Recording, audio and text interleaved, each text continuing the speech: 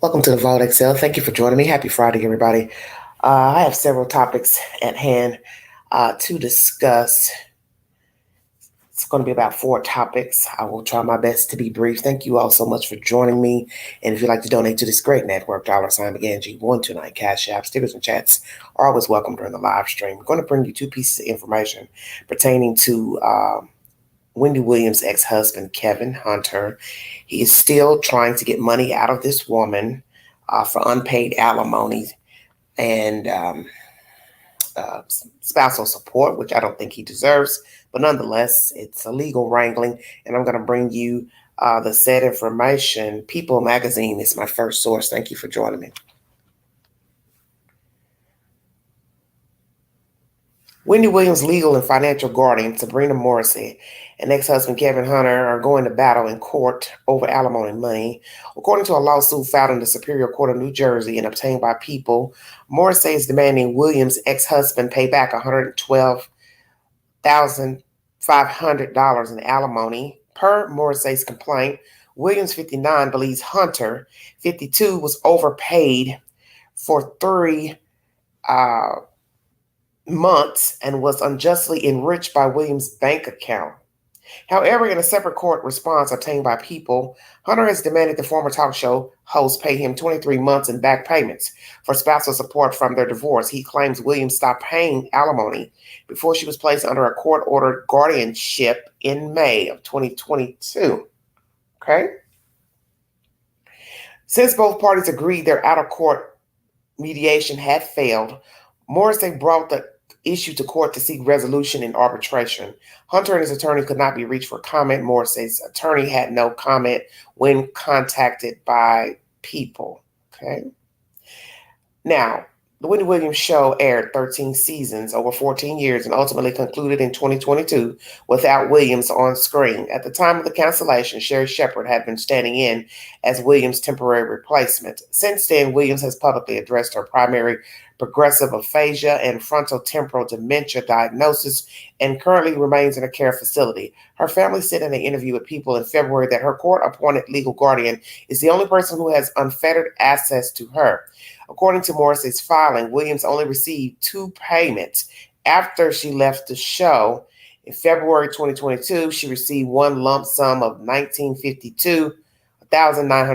In January 2023, she received $59. I don't know, that sounds strange, but anyway. In her divorce agreement with Hunter, he was to receive severance payment, but they were to terminate the agreement if Williams' yearly earned income is less than 2 times her then yearly salary as of February 1, 2020, per Morrissey's suit. But as the complaint further claims, Hunter continued receiving payments until January of 2022, which he confirmed in his opposition response to the court. I believe this was largely the result of the fact that the payments had been put on auto pay function within her account, Morrissey claims in her suit. Her residuals income has been very small since 2021, nowhere near 1/2 of her income in February 2020 or in October of 2021. Her suit continues by holding on to the funds he was overpaid. Hunter has interfered with Williams' right of possessions to those funds. In addition to returning the 6-figure sum, Morrissey wants Hunter to pay back the interest and requests the court to issue a gag order against him to prevent him from speaking to the others or the press. Hunter has since deleted his Instagram account. The potential harm to Williams is great, Morrissey claims in the filing. Mr. Hunter and his agents have shown their willingness to talk to the press about these issues.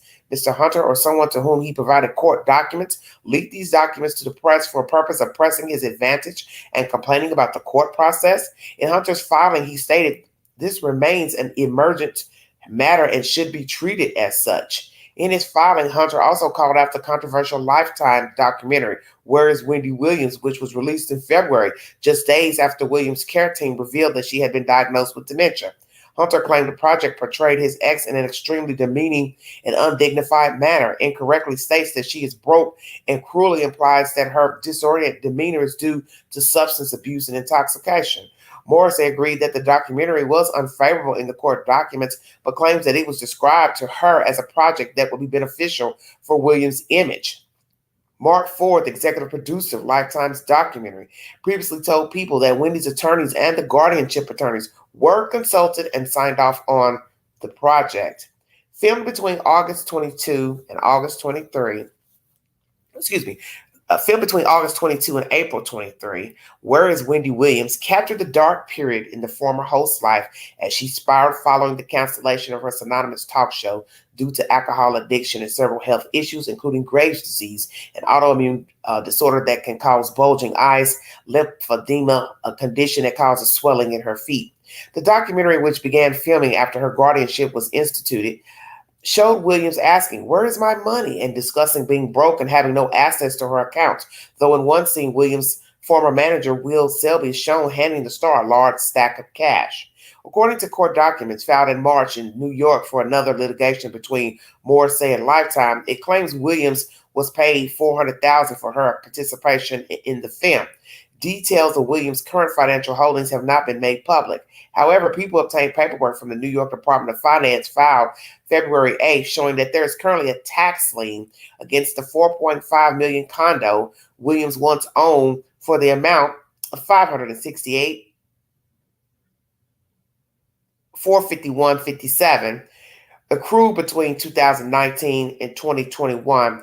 Morrissey's attorney declined to comment on the matter at the time. A court hearing took place April 19, 2024 to move that case to arbitration. Hunter and Williams tied the knot November 1997, filed for divorce April 2019. They share a 23-year-old son, Kevin Hunter Jr. Williams has previously said that Hunter was with me every step of the way while she navigated her Graves' disease diagnosis. The couple has also weathered struggles together. After the birth of Kevin Jr., Hunter allegedly cheated on Williams with another woman and eventually had a baby with her, a trauma Williams discussed in her 2003 memoir, Wendy's Got the Heat, and which ultimately led to their divorce. Williams has not spoken out on the ongoing litigation between her guardian and ex-husband, though her team did release a statement from her to People on the same day her dementia diagnosis was announced in February. "Let me say, wow, your response has been overwhelming," said Williams. "The messages shared with me have touched me, reminding me of the power of unity and the need for compassion," she said. "I hope that others with FTD may benefit from my story. I continue to need personal space, peace to thrive. Please just know that your positivity and encouragement are deeply appreciated." Wow. So we have Mr. Hunter wanting spousal support. I'm going to bring you a second source where the judge is going to order this case to go to arbitration once again between Morrissey, the person that's over Wendy Williams' financial business. What I find interesting is that People or whomever got information about the tax lien, but you didn't get information to how much money Wendy Williams actually has. So how much is she worth and how much does she have? Because you don't really know. A person can't get, as old folks would say, blood from a turnip. So you don't even know how much she has. You don't know what her worth is to get. So Morrissey is suing Kevin for back payments issued to him. So I know where he's taking this. He feels like, well, she's got money because I've watched that manager hand her money in the documentary. He also says it was a bad light that she was in. Of course, it's a bad light that she's in because she's got health problems. She also, you can see that she likes alcohol, addicted to it, whatever your perception is. Hell yeah, it was a bad light. But allegedly, everybody signed off on it. You think she's got money from the documentary, which I'm sure they did pay her $400,000. So what? You want the $400,000 too? You still wouldn't be satisfied because allegedly you're saying she owes you six figures or so. So whoever owes whomever what? It's just, this is just a bunch of nonsense to me. Now, is he in cahoots with his son? Are they speaking? I'd like to know. The status of the family taking Miss Morrissey to court to get information about Wendy and where she is and the status of her income. And they also want to be over her welfare. Where is that going? Haven't heard anything about that. And Morrissey, you have not been put in a good light as her overseer because we don't even know if you talk to her. So do you talk to her regular? Do you Skype video chat with Wendy Williams regularly through the week? Once a day, once a week, what? Who has contact with Wendy Williams? See, there are 1,000 questions you can ask. 1,000 questions. The lien against the condo. We learned at the end of that documentary, she moved out of that condo. So where did she move to? Where did she move to? So that means she's not paying anything. So if there's a tax lien on the condo, that means there's also going to be a tax lien on her taxes, her paid income. You also hear in this commentary that it diminished because she's no longer getting money because she doesn't work anywhere. And he had to have known that. And then you signed off on an agreement that you would not be able to get a payment or payments if her income went down. Okay, so her income went down. You received payments right before, I guess, the announcement of the closure of the show.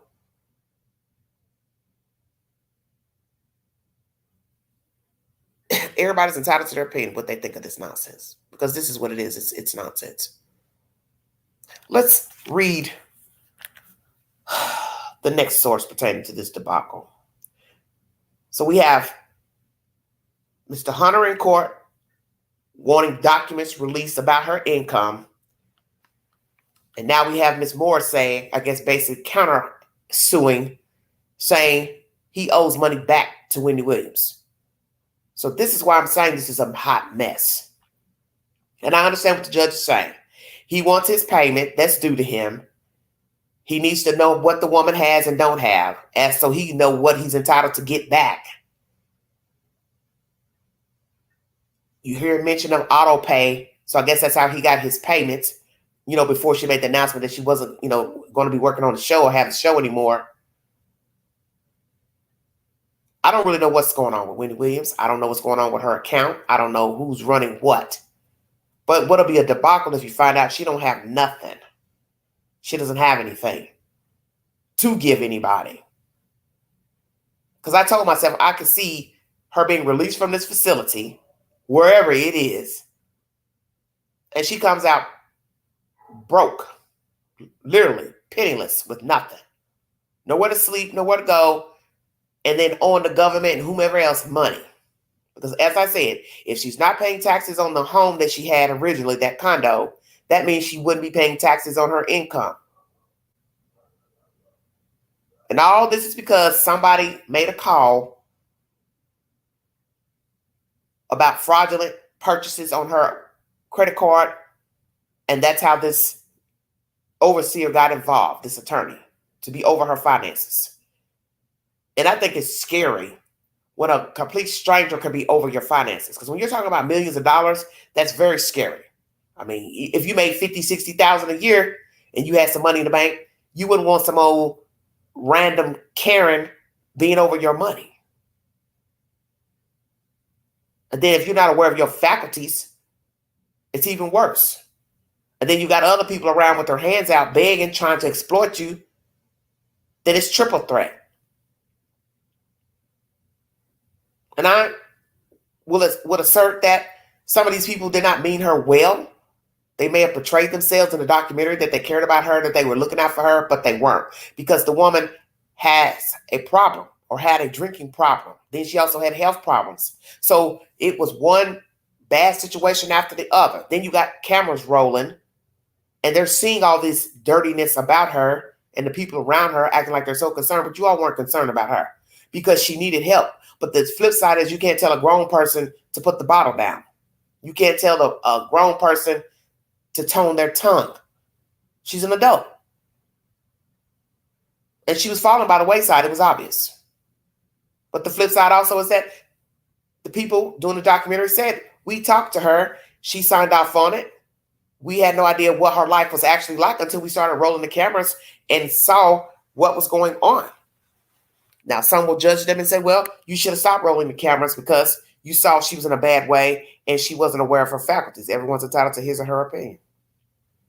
I haven't really weighed on if I think it was a bad idea to stop rolling or not.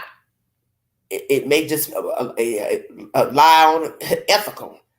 Was it ethical to continue filming once you saw that she wasn't aware or that she had a problem? Some would say yes.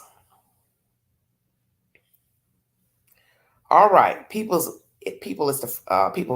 is the first source of that information pertaining to her overseer wanting to sue him for monies. And now we're going to get down to the judge, what the judge had to say to Miss Morrissey pertaining to Kevin's lawsuit wanting to be paid the remaining money owed to him. It's a lot of nonsense. Radar.com is the source. The judge overseeing the aftermath of Wendy Williams' divorce from Kevin Hunter recently reprimanded the star's guardian for not handing over important financial records to Williams' ex-husband, RadarOnline.com has learned. In the latest development to come 4 years after Williams and Hunter divorced in 2020, another hearing was held on Friday regarding divorce payments that the former talk show host allegedly still owes her ex-husband. According to The Sun, Judge Michael Katz scolded Williams' guardian, Sabrina Morrissey, during Friday's divorce payment hearing because Morrissey allegedly refused to hand over the former Wendy Williams show host financial records to Hunter. I know this is a difficult case for a lot of different reasons, Judge Katz recognized during last week's tense hearing. It's difficult for the parties, but also because of the physical, mental health, and financial issues, it's difficult for both parties, and both parties need to have this resolved, the judge added. I think this case needs to go to arbitration, but Mr. Hunter needs discovery. Judge Katz then admonished Morrissey for not complying with Hunter's recent request regarding Williams' current finances. Clearly, this can't settle because the parties are in the dark, the judge said on Friday. People won't settle if they don't have all the info, so I don't know why they don't have information.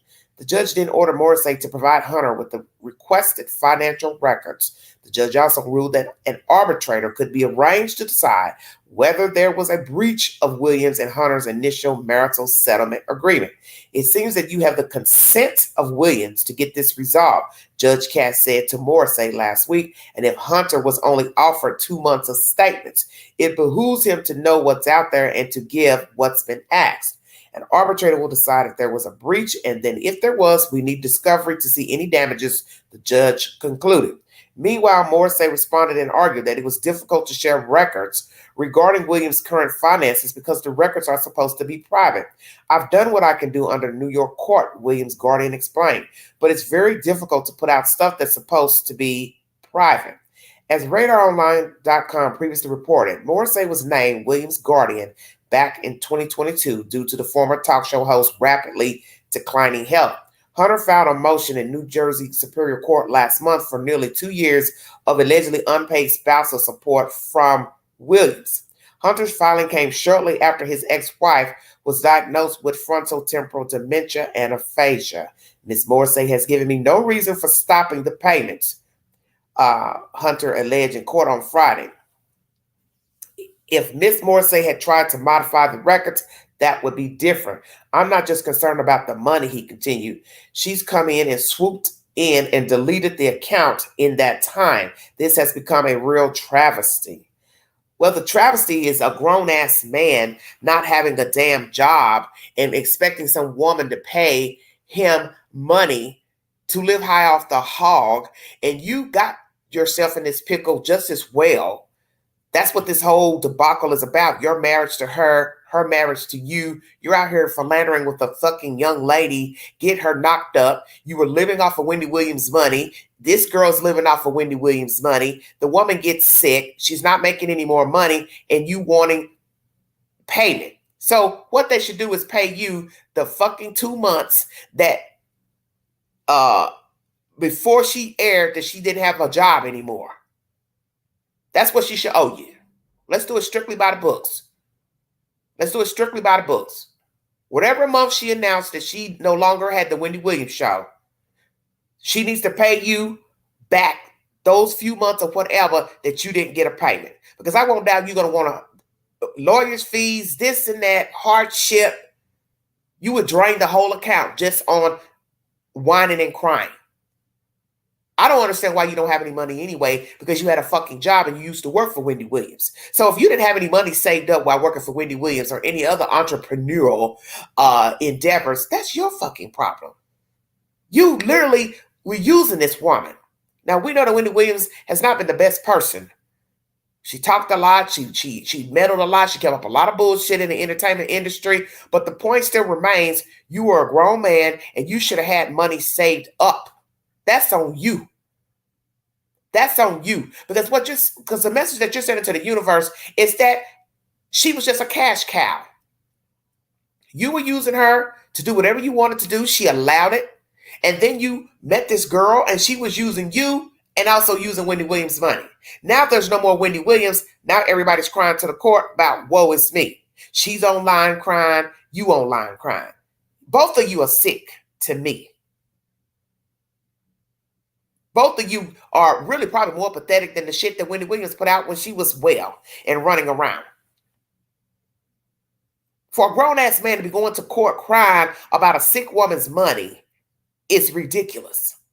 The woman is ill. She's in a facility. Obviously, she couldn't navigate her money. That's the reason why somebody called on her and reported her.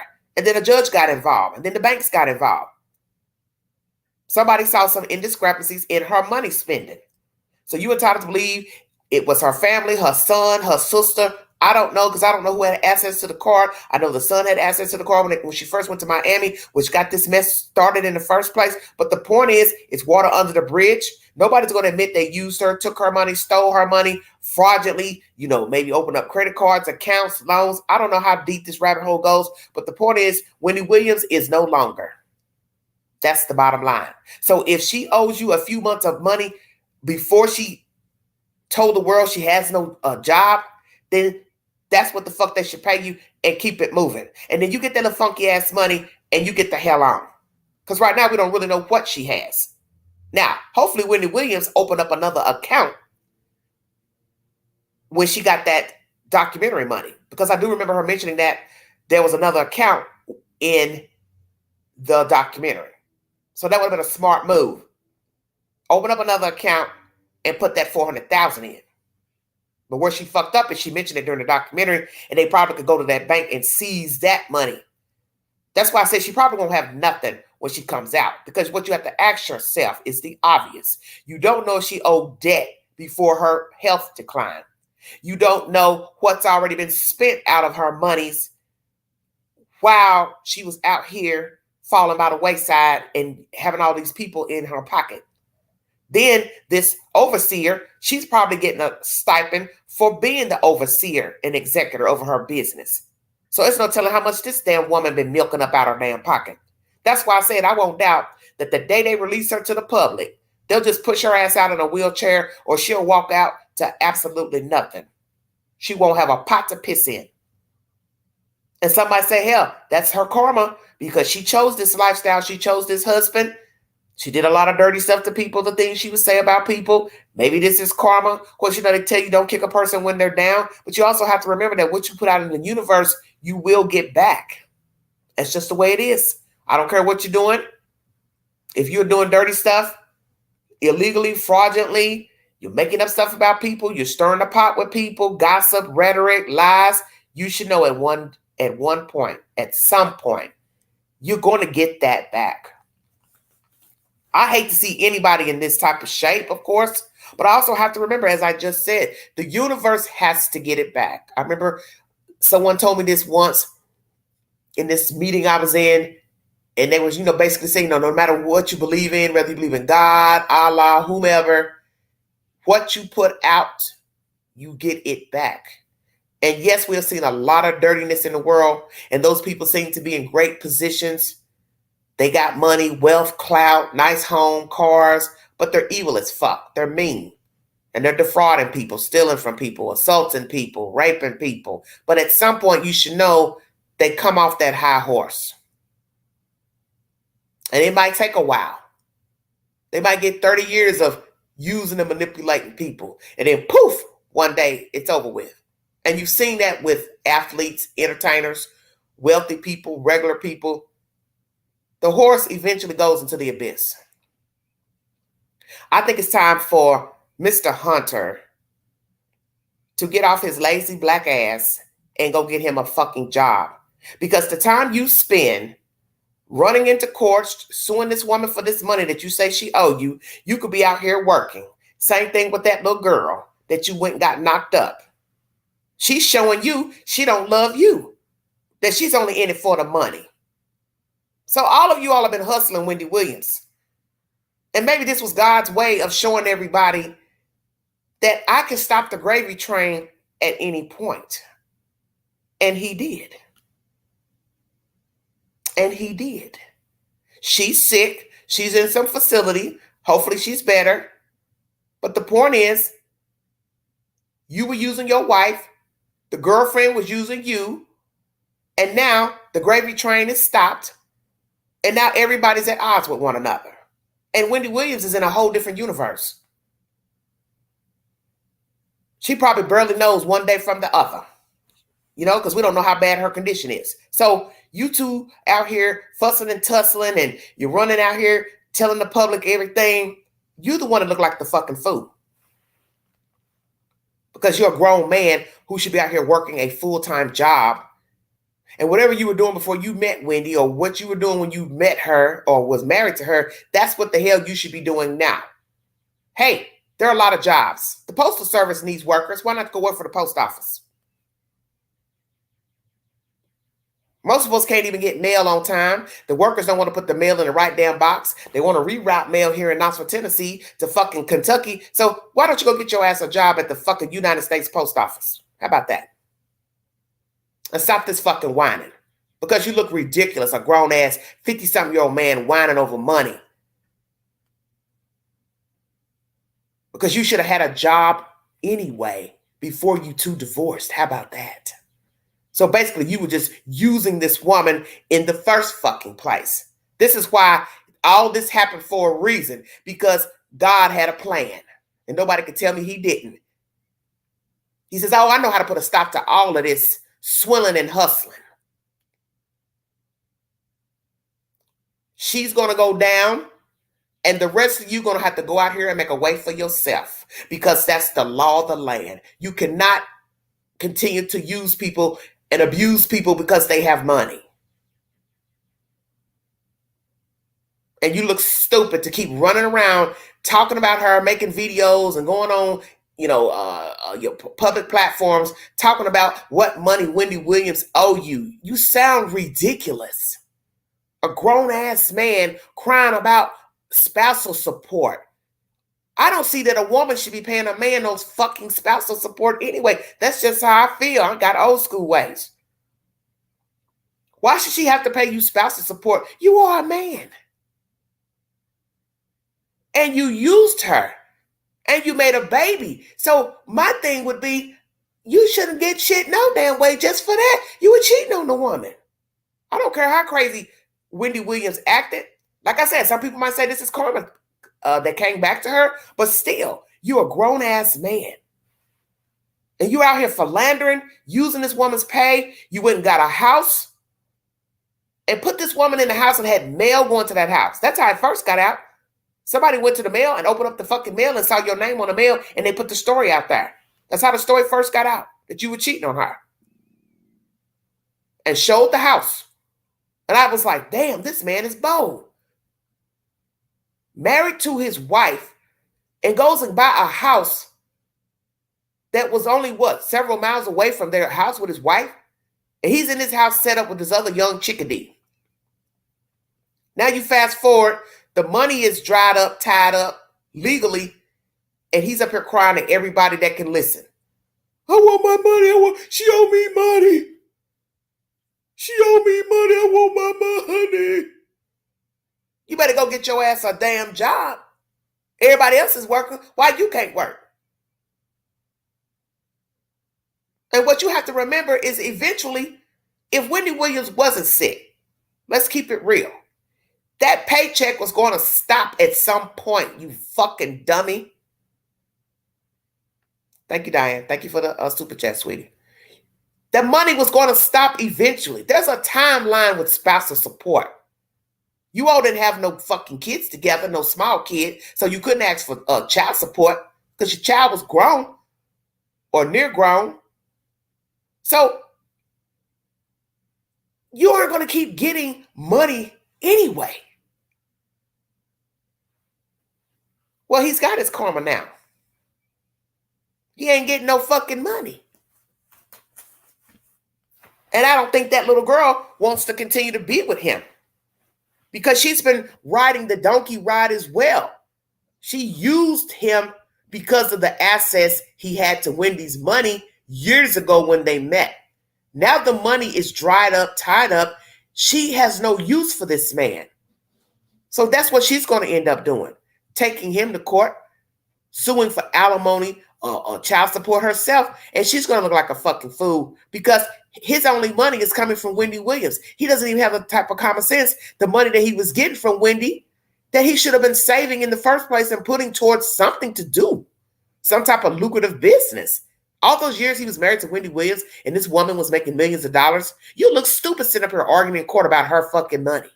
And yes, I understand it's our money when we're married. But my thing is, once you decide to start cheating on somebody and you're out here in the street and you're spending that money from the household on other people, a mistress, no, baby. It's my money. It's my money. You excluded yourself when you decide to go out there and pick up you some strange kitty cat. And then you went and had a baby too? Oh, hell no. See, what she should have done was gave a settlement.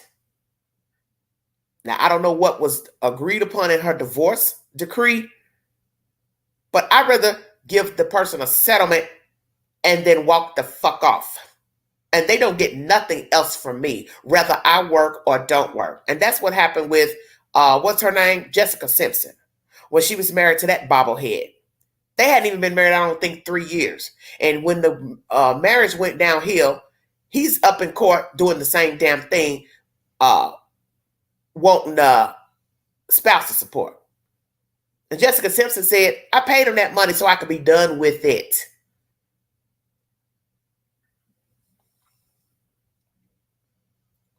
I paid him the money so I could be done with it. And I don't blame her, because the more you sit up every day and let that check withdraw out your bank account every month, you see it being deducted, and you probably see that inside saying to yourself, I cannot believe I'm sitting up here with this fucking bum who hasn't even been married to me 2 or 3 years and they already want my fucking money. Nick Lachey, is that his name? Nick Lachey? And that girl who married him, she was stupid, because I wouldn't have dated him or married him. That's why women need to wake up. What the fuck would you want with a man that would go out here and marry somebody they ain't even been married a few years and they want spousal support? Why? Because Jessica Simpson made more money than Nick. So now I'm going to take her to court and sue. And this is what happens when you marry in the state of California. It's community property.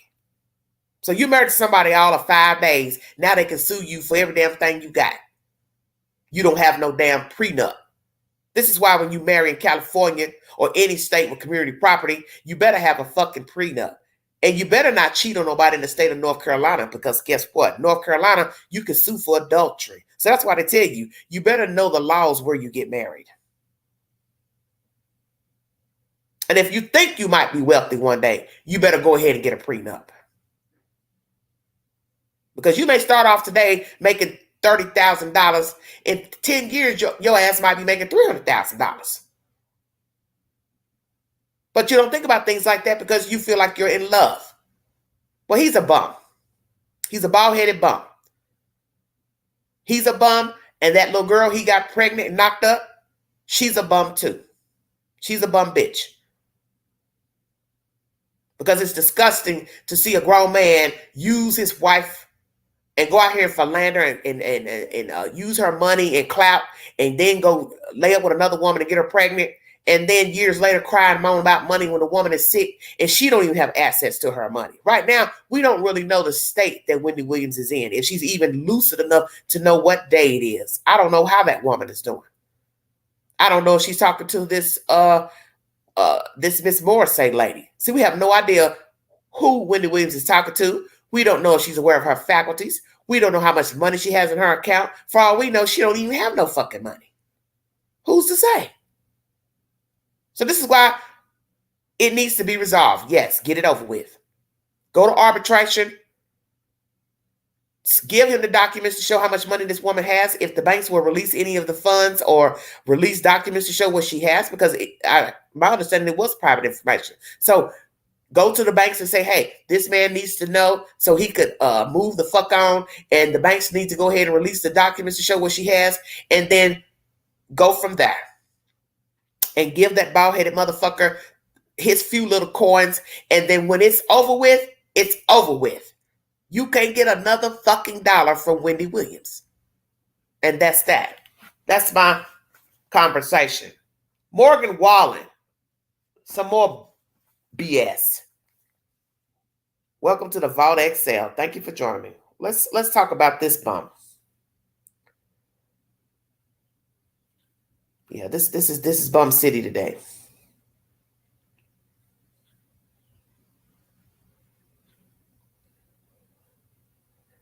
Woo, lordy, lordy. 1 second, everybody. Welcome to the Vault XL. Thank you for joining me.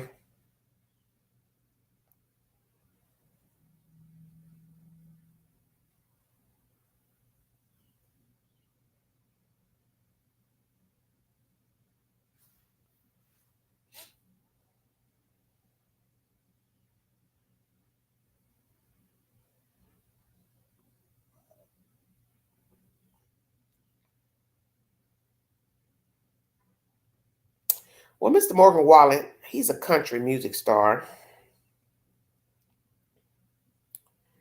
And he has decided to join the Make-A-Wish program. I don't know how long he's been a member, if he just started. But he has granted a wish to a 12-year-old battling cancer. Let's discuss this for just a second.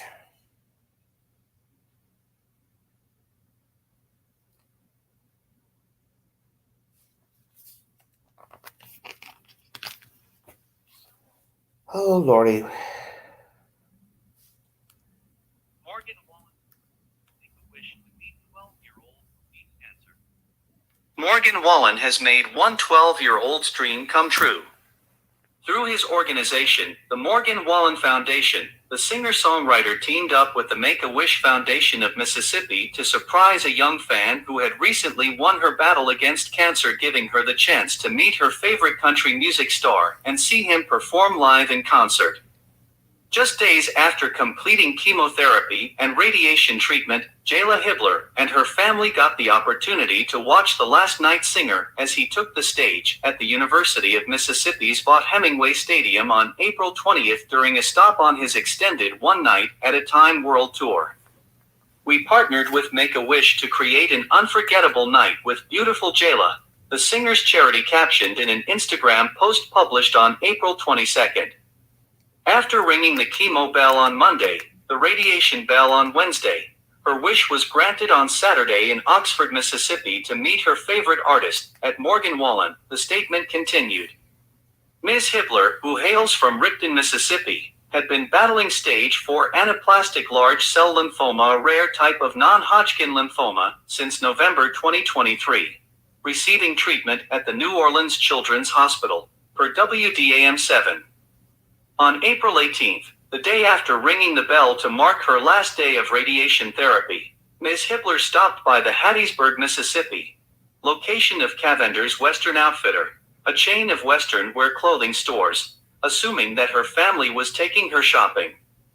However, in addition to getting a new cowboy-inspired outfit, she was met by staff from Make-A-Wish Mississippi, who shared that her wish to meet Mr. Wallen in person had been granted. With new custom boots and an outfit, she was styling and smiling, the Morgan Wallen Foundation wrote on Instagram. We're so happy to be a part of her story. Now that she is on the other side of her cancer journey, Ms. Hibbler told WDAM-7 that navigating her health struggles has taught her the true meaning of strength and resilience. Keep going, she said. You may feel like you want to give up, but just keep going because you're going to get somewhere in the end. Morgan Wallen's return to Ole Miss. Mr. Wallen's recent concert at the Ole Miss Stadium was highly anticipated. The singer was originally scheduled to perform at the Vaught-Hemingway Stadium for 2 consecutive nights in April of last year. However, following a successful performance on the first evening, which featured openers Hardy, Ernest, and Bailey Zimmerman, Mr. Wallen was forced to cancel on the second night after losing his voice.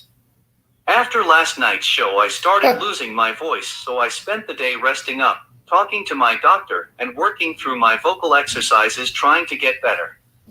I really thought I'd be able to take the stage, and it kills me to deliver this so close to showtime, but my voice is shot, and I am unable to sing, he wrote in an Instagram story at the time, per Business Insider. All tickets will be refunded at point of purchase, he added. I am so sorry. I promise you guys I tried everything I could. Mr. Wallen's April 20th show, which saw the return of opener Mr. Zimmerman, as well as singers Nate Smith and Lauren Watkins, also marked his first performance following his arrest in Nashville, Tennessee, earlier this month. The Tennessee native was detained on April 7th for allegedly throwing a chair off the 6-story rooftop bar of Chiefs, located in downtown Nashville. On April 19th, he took to X to share a statement, breaking his silence about his arrest. I didn't feel right publicly checking in until I made amends with some folks. I've touched base with Nashville law enforcement, my family, and the good people at Chiefs. I'm not proud of my behavior, and I accept responsibility, he wrote. Mr. Wallen continued, I have the utmost respect for the officers working every day to keep us all safe. Regarding my tour, there will be no change. The Morgan Wallen Foundation. Mr. Wallen, who gained national recognition competing on the 6th season of The Voice, established his eponymous foundation in 2021 with a mission of helping youth gain access to music and sports, two of the singer's favorite subjects when he was in school. In 1996, when the country crooner was just 3 years old, he began singing in his father's church, later learning how to play the violin and piano. He went on to play baseball, but ultimately chose to pursue music, picking up the guitar in 2010. After an elbow injury derailed his baseball career. The Morgan Wallen Foundation combines my love of sports, music, and community service, Mr. Wallen noted on the organization's website. Without sports and music, I don't know where I'd be, he continued. I know my life would look a whole lot different, so I want to give great opportunities to kids in these areas. In addition to increasing access to music and sports programs, the foundation is also committed to helping communities in times of crisis, from offering supplies during natural disasters to providing meals and groceries to families in need. Well, let's talk about that pertaining to Mr. Morgan Wallen. Children don't know the sins of grown-ups. But where I find fault would be with the parents. Because what you have to understand is that you lead by example. Here's a child facing cancer, getting better. And as I said, they don't know what grown-ups are doing and not doing. And this is what I talk about all the time, about putting people up on pedestals. And with children, it's hard to explain to a child what a person has been doing that they like. Okay? So I don't know if the child knows that he threw a chair over a rooftop bar, but I, as a parent, would feel some type of way as far as wanting my child to meet him for that reason. Okay? And yes, it would be heartbreaking to tell a child, well, I know you like him, you like his music, blah, blah, blah, but he's really not a good role model because he did this. Because, see, this is how children grow up to favor people who do wrong. This is what you always have to remember. Child or not, what you allow in your child's life, the role you play in the child's life, the images you show your children, your tongue, your attitude, your disposition, the company they keep forms your child's identity. And people need to understand that.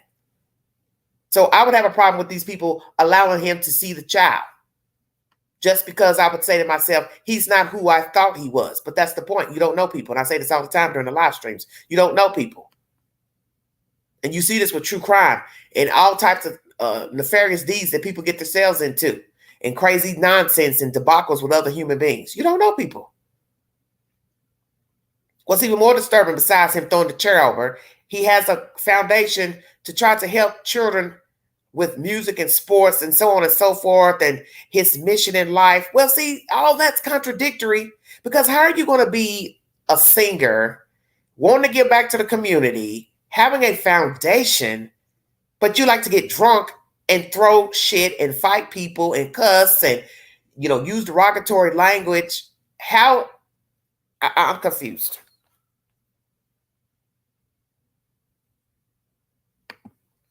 I'm confused. Because you're sending mixed messages to the universe. Once again, this goes back to what I just said with this Wendy Williams and Kevin Hunter debacle. It's the same thing. What you put out to the universe. Then you're sitting here talking about your voice messed up. You really want to perform this and that. People can get their money back for the tickets. See, maybe karma was coming full circle because it's what you put out here. You probably didn't think, oh, me throwing this chair over, I'm going to look up one day and I can't sing. Because this is what you have to think about. And this is what happens with people who don't give a fuck about anything. They don't think. The one thing that pay your way in life, the one thing that's got you living high off the hog and got people idolizing you and coming to your concerts and buying your music is messed up, your voice. So without your voice, you're just a white man. That's it. And maybe God's trying to tell him something. I've been trying to talk to you, sir, but you wouldn't listen. You don't want to listen. And I think we all have been in situations where we did not listen. We did not heed the warnings of the things we're doing and saying in our participation in, certain situations with people, our attitudes, dispositions, the company we keep. You have got to wake up. It does come back on you. And like I said, when you're dealing with children, it's hard to explain to children why they shouldn't be idolizing a certain person. Because she may not understand what he did. Now, she's old enough to know right from wrong. She should know throwing a chair over a side of a building is not right. And the parents probably felt like, well, we're not going to let her know what he did. But she can read, she can hear, she got a phone, I'm sure. She watches social media and possibly know everything that he's done and still likes him. And that will be the sad part of this story. Is that the child knows exactly what Morgan Wallen has done and still wanted to meet him anyway. Stay woke. So then now you got to think about that. The child has full knowledge of his behavior, yet they still want to listen to his music. Still was happy to meet him. He granted the wish. So then this goes back, like I said, to the parents. What message are you sending to your children? What message did you send to the child? That it's okay to behave like a erratical drunk. You could have hurt somebody, decapitated somebody. Because let me tell you something. It wouldn't be no Make-A-Wish had that chair hit somebody in the head. If that chair had busted somebody's head wide open, severed somebody's head off their neck, what would we be talking about now? We'd be talking about murder. So you want me to believe he would be doing Make-A-Wish visits while facing a murder charge? You would then let him see your child had somebody died down there on the sidewalk? See, this is what I hate about the world when you have to role play. Because you shouldn't have to role play the worst case scenario. Oh, well, I wouldn't let him see my child if somebody had died. I wouldn't let him come see my child if somebody had gotten hurt.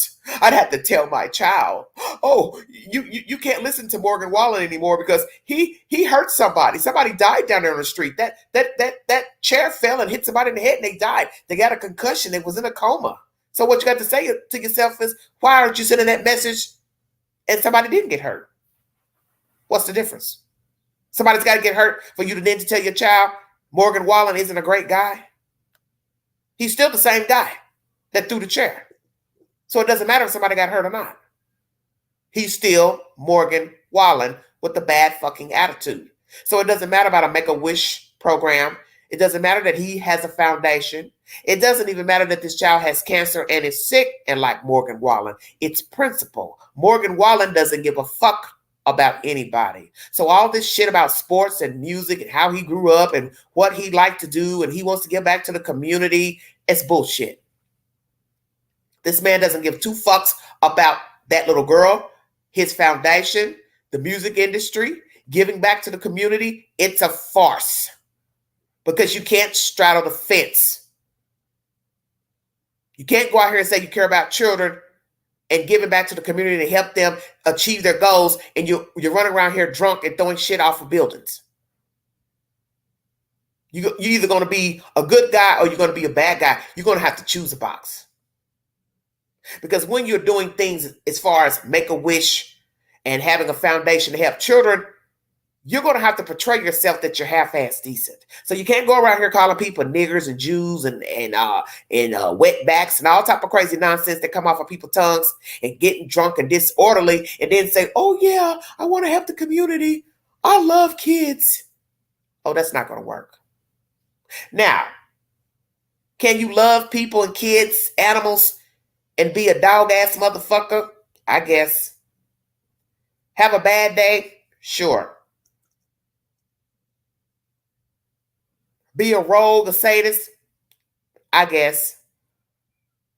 But the point is, at some point, the rogue behavior, bad behavior, sharp tongue, brash tongue, liar, thief, manipulator, con artist, sadist, whatever the hell you got in your closet, the bones are going to come out eventually.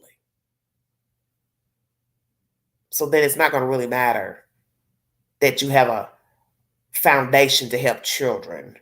You're working with the Make-A-Wish Foundation. What's going to weigh heavier are the dirty deeds that you're doing. Because what the dirty deeds are saying, I'm really this person here, but you don't know it. I'm really a dirty motherfucker, but you don't know it. Yeah, I can sing, I can play the banjo, the guitar, blah, blah, blah, but I'm really just a dirty-ass white boy. And right now, that's how Morgan Wallen looks to me, because this isn't his first rodeo with getting into trouble. I think he's been a misfit. He's just a misfit that can sing. How about that? He's just a misfit wearing a mullet. And something bad is going to happen to him that will have to shake his bones for him to grow up and act like an adult. And let's be truthful. We have seen this with many, many people, whether they are famous or not. Sometimes nothing rattles the cage. They continue to go down into the abyss until they are no more. To where they are rock bottom, they're drug addicts, they're alcoholics, they can't pay their bills, they can't live, they can't perform. Nobody wants to work with them. Nobody wants to keep them on a record label or a sports team. Nobody wants to be bothered because they are a casualty. They are collateral damage. And if Mr. Wallen doesn't get his shit together, that is the road he's going to go down. There won't be any deals with commercials and advertisements. There won't be a record deal with the company. He will have to go solo dolo. And that's when he will see how bad life can be. And maybe that's exactly what needs to happen. Because don't you find it strange? You lose your voice. And you got to have the voice in order to make the money. Or maybe God is saying, you don't need any money. You're ungrateful. You're unappreciative. I can show you better than I can tell you because you won't listen. I've given you everything you need to be successful, and it ain't good enough. What is your problem? And we see this with so many people. They could have a good life if they want it, but they keep fucking up. I say this all the time about this certain black athlete. You just keep doing stuff. Why? God has blessed you to have a talent, and you can't even go out there and play football because you got to be over here doing stupid stuff. Cursing out the coach and threatening the coach and beating up the girlfriend, the baby mama, and putting her out your house. And then you're fighting the guy that's bringing your furniture from California. Who beats up the truck driver that brings you your furniture? This is when you need to get a therapist. And Morgan Wallen is just like this black man I'm talking about. He has a bad attitude. Violent. And that's what's going to happen to some of these blokes out here. You're going to run up to the wrong person. You're going to spew that damn shit off your tongue. You're going to pull your fists out, and your ass is going to get laid out or you're going to end up in penitentiary. And then you can cry from behind that glass to the news reporter, don't nobody know what's going on. I'm misunderstood. Nobody loves me. I hear it all the time. Trust me. Queen could spin some stories to you if she wanted to. Just like listening to a 40-year-old that moans and groans all the time about how fucked up they are. Well, your life is fucked up because you don't want anything. You keep doing stupid stuff like breaking the law, putting your hands on people, and then you cry and moan that nobody loves you, nobody cares about you, nobody understands you.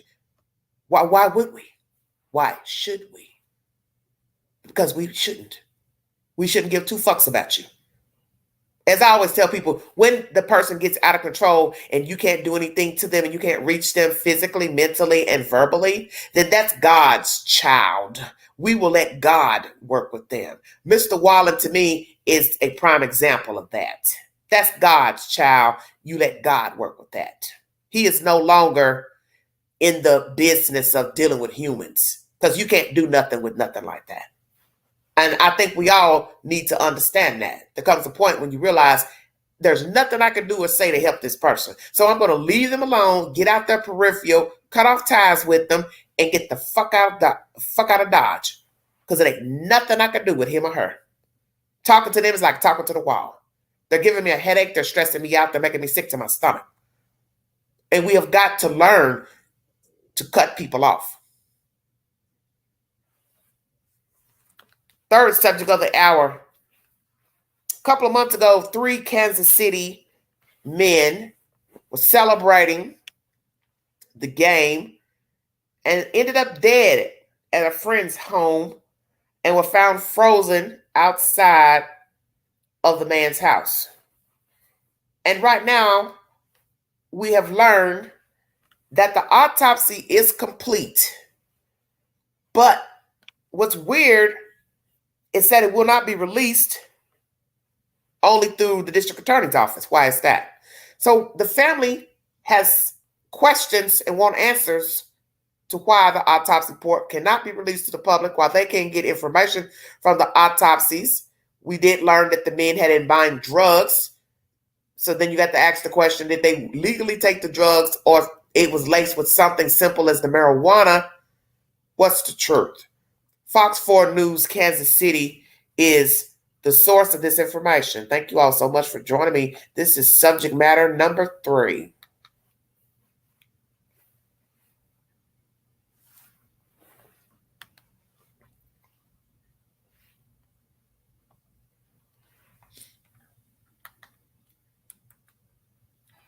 The snow has long melted. Flowers now bloom outside the Northland home where the bodies of 3 men were found in a frozen backyard last January. If there was a person that did and knew what was in whatever was consumed that night and didn't warn anybody, they should be held accountable. And that's my fear, is that it won't happen. In the months since that fateful day, the families of those men say they are frustrated at the lack of information. Tonight, they're speaking out, seeking answers. I'm John Holt. I'm Lauren Halifax. New at 6 tonight, Fox 4's Malik Jackson continues to dig, seeking those answers the families of these 3 men say they've not been able to get. He's at police headquarters with some new information. These families are desperate for information, but more importantly, desperate for accountability. And although the toxicology reports came in weeks before they were anticipated, answers for these families have been hard to come by. Green grass and spring is springing here at this Northland's home, the location of a mystery that continues to boggle the mind. Wow, what a difference. How did 3 grown men end up dead in the backyard of their friend's home and lie there for days? So hard not knowing anything, like not hearing anything. The lack of information from police and prosecutors continues to keep these families up at night. We need to know that something's going on. We need updates. We need... I'm going to interject right here. This is David Harrington's mother speaking, for those of you who are curious to who's speaking, this is David Harrington's mother, Miss Marquez. To be told that this is not a dead case. New today, we now know that the Black County Prosecutor's Office is in communication with the fifth man's lawyer, the last person to see David Harrington, Clayton McGinney, and Ricky Johnson alive, besides Jordan Willis, the man who lived in the home, who at last check was in rehab. The toxicology reports came back weeks in advance of when the families thought they would. Those reports showed the men had cocaine and fentanyl in their systems. But more than 3 months later, 105 days to be exact, whomever is responsible thus far has escaped accountability. Not easy. Any parent that's gone through this will know what I'm talking about. It's hard, very hard. In a statement to Fox 4, KCPD says, our agency remains in contact and continues to work with the Black County Prosecutor's Office for review of any applicable charges. And as we learn more, as we have all along the way, we will, of course, keep you updated. I'm Malik Jackson, Fox 4, working for you. Ooh, that voice he has. It is definitely a TV voice. It seems a bit extreme. But anywho, so fentanyl, cocaine, marijuana was found in the systems of the three men. Their friend was a scientist. Different relatives were giving their opinions about what they thought happened to the men. They felt like one relative felt like he would be the source of any type of drugs given out to the men. But what you always have to remember is one thing.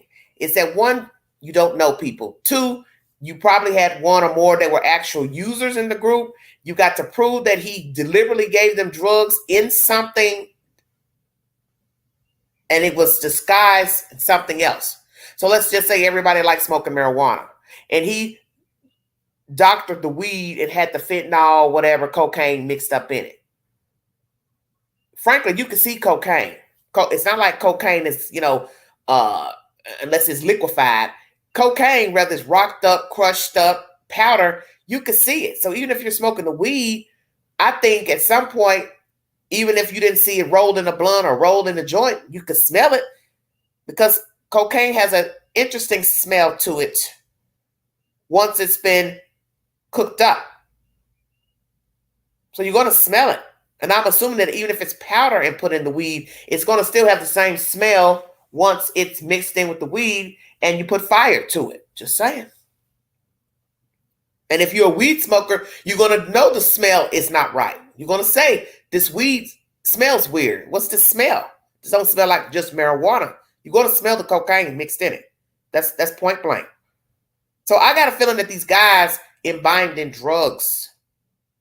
Because see, at first we didn't know what to think because we didn't have the autopsy report. But once the autopsy released, there was drugs in their system. I'm just not going to sit here and think you're smoking something and you don't realize, okay, this don't smell right. Because as I said, cocaine is going to have a significant smell, odor, once it has fire put to it. And anybody who's used cocaine, crack, been around it, you know what it smells like and you know the smell. Now, you've never smelled it. You still would say, even if you never smoked crack, let me explain it to you. You'll say, well, this got a weird smell. This weed smells weird. It's not going to smell just like marijuana. And I have no idea what the hell fentanyl smells like. So I would assume it would have even a more atrocious smell. You'd have to know that this don't smell right, man. So I got a feeling they all use drugs. Now, whether they were heavy users, addicts, I don't know. But you got to prove that these people were unaware and what? So drunk they didn't know what fentanyl and crack smells like or cocaine smells like. And I just refuse that they would not know that. Because as I said, once you put fire to cocaine, it's going to have its own distinct smell. You're going to smell it, and it is not going to smell just like that damn marijuana. It has its own smell, just like marijuana has its own smell. I'm assuming fentanyl has its own smell. So you would say to yourself, nah, something's not right here. So let's just say there's one person in the group that didn't use fentanyl or cocaine. they would be the one to definitely say, okay, this tastes weird. This smell is weird. Hey, man, what you put in this marijuana? I got a feeling they experimented with drugs, all the men. And family members may not want to admit that. Maybe that's the reason why they didn't want to speak out in the beginning. It's because they knew that these men used drugs or one or two used drugs and they just didn't want to say it.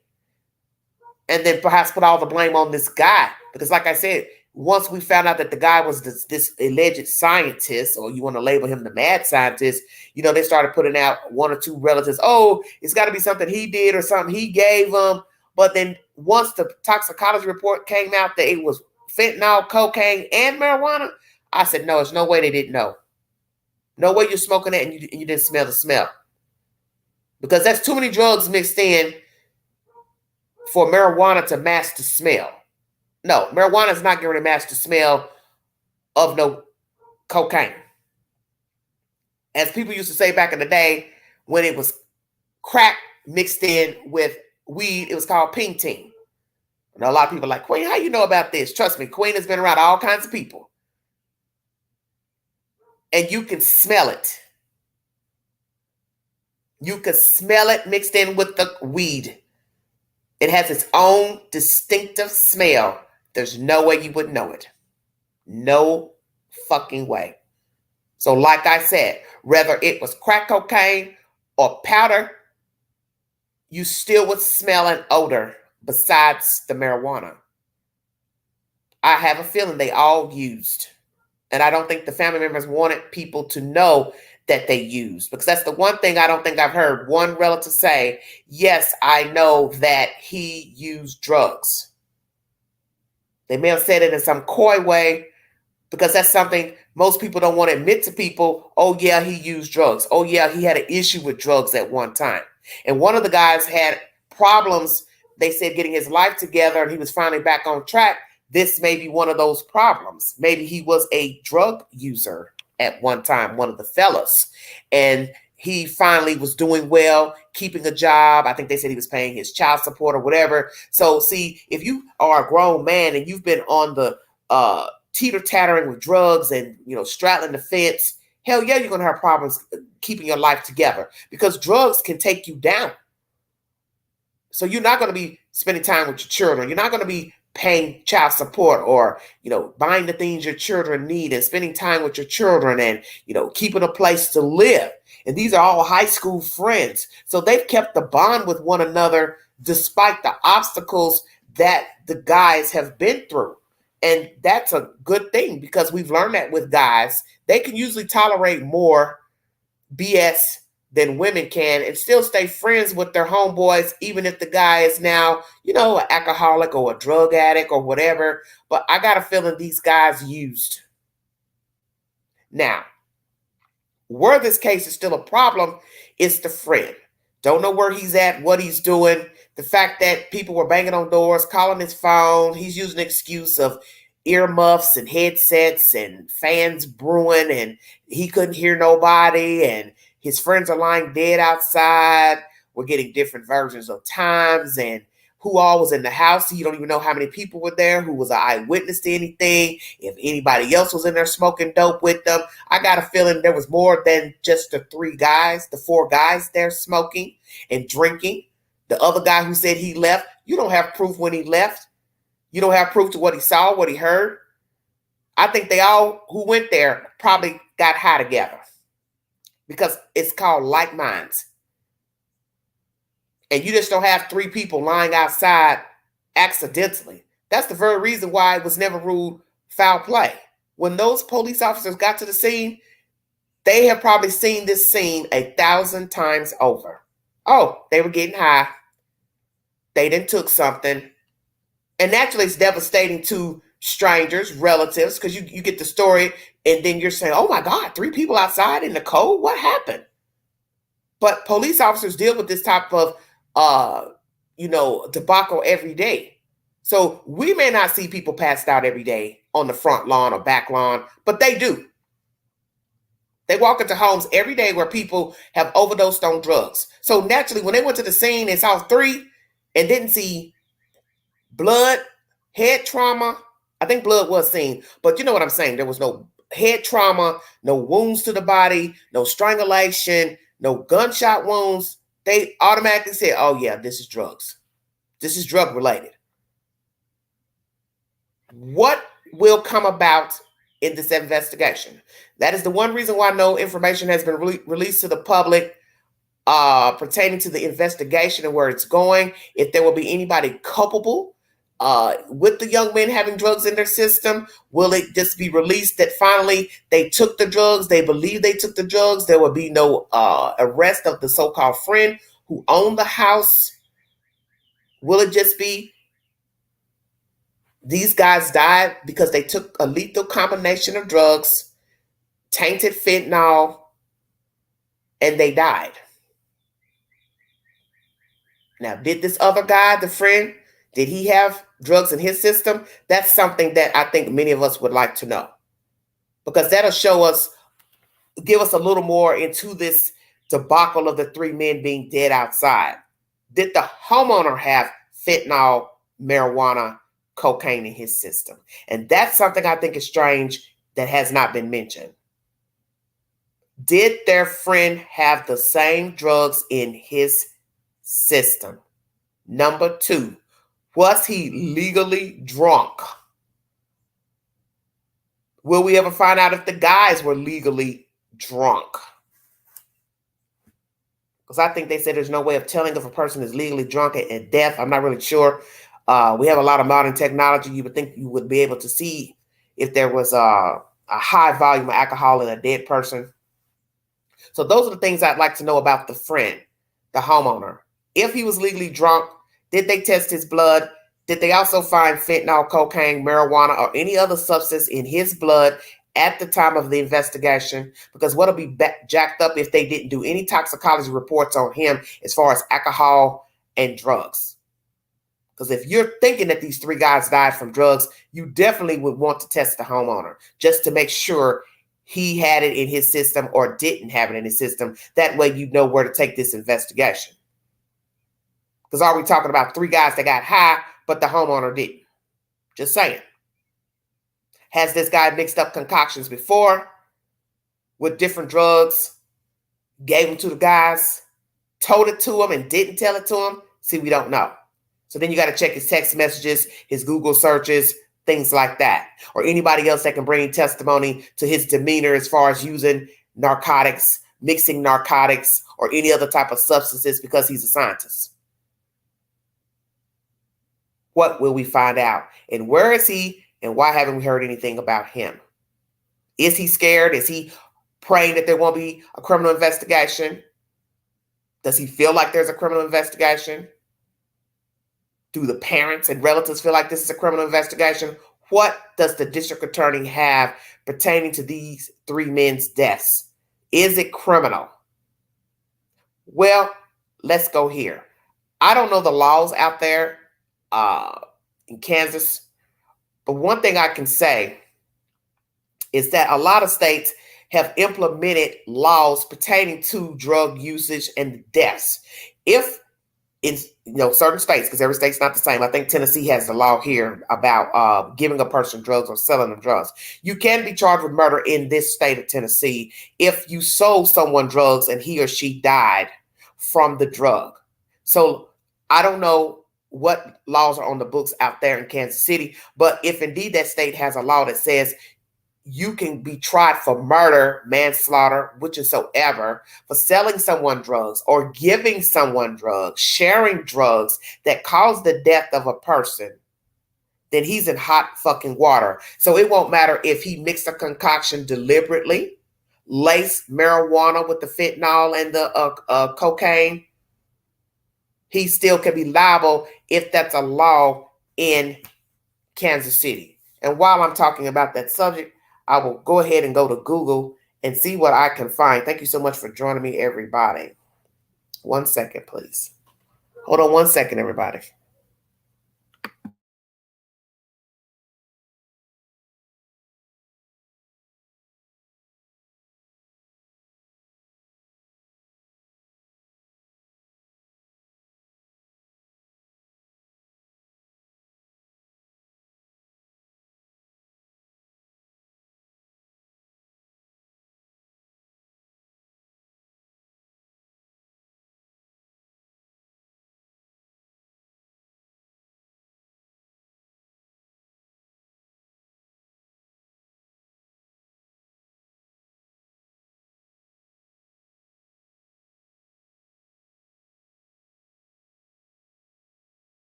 Thank you for joining me. Kansas City Star is the source. 48 states have laws that extend immunity from prosecution to drug users who seek help and others that call for or provide medical aid to an overdosing individual. The shield is meant to encourage people to seek help. Let's see. It says Kansas has no such law. If someone calls for help on their own or on another person's behalf, they could be arrested immediately following medical aid. Repeat.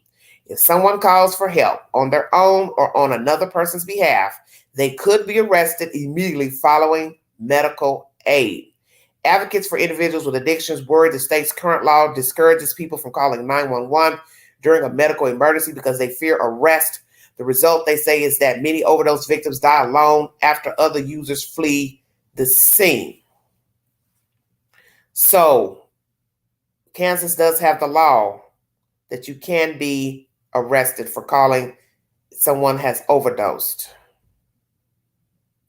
Then it says here, legislation introduced in Kansas called the Good Samaritan Law would change that by granting immunity for possession of a substance with intent to use drug paraphernalia to ingest a narcotic. If a person calls 911 on their own or on someone else's behalf, the immunity would apply to any number of people who rendered aid or contacted EMS during an overdose. That immunity would only be granted to individuals who contacted emergency services or rendered medical aid.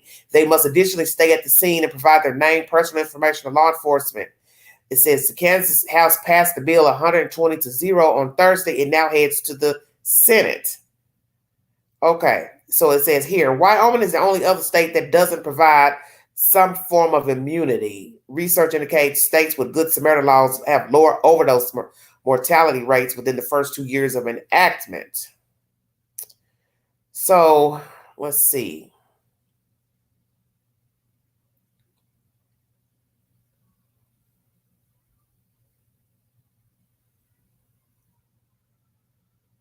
Interesting. Okay.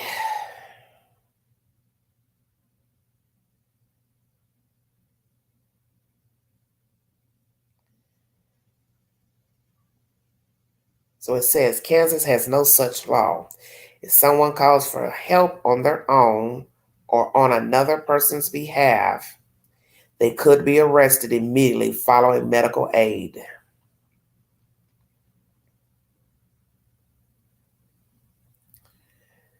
Just trying to make sure I'm reading everything properly.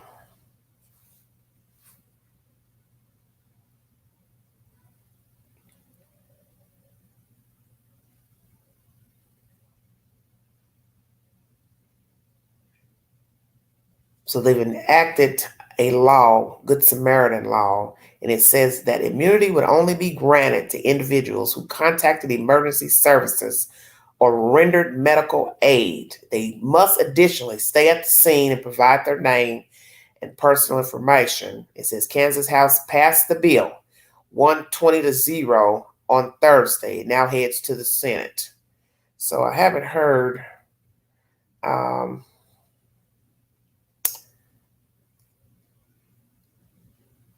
that was February 23rd, 2024. So that's just a few months ago.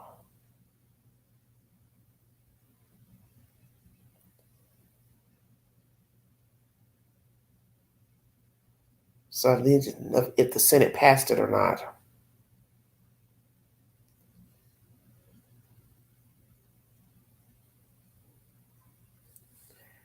Let's see.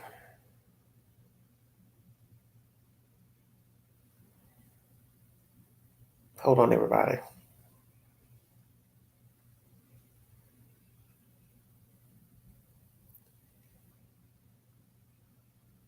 Going to see if the House passed it or not.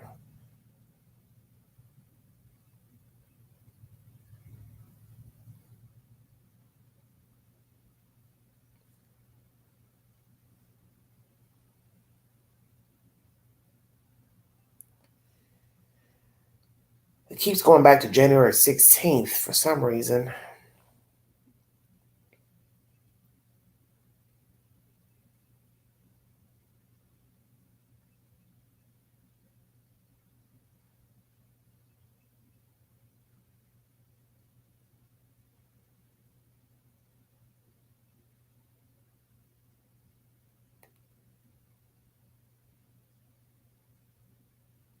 Well, as of February 23rd, it did pass the House, but it doesn't say if it passed the Senate.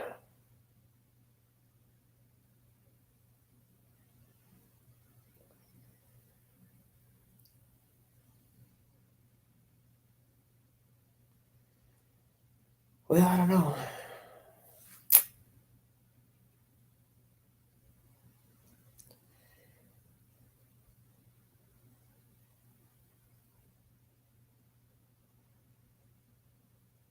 Yeah, February is the last month that I see anything about the bill.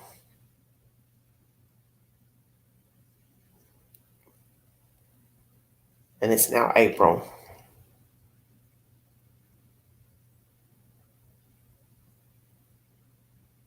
Somebody passed it 1 month ago.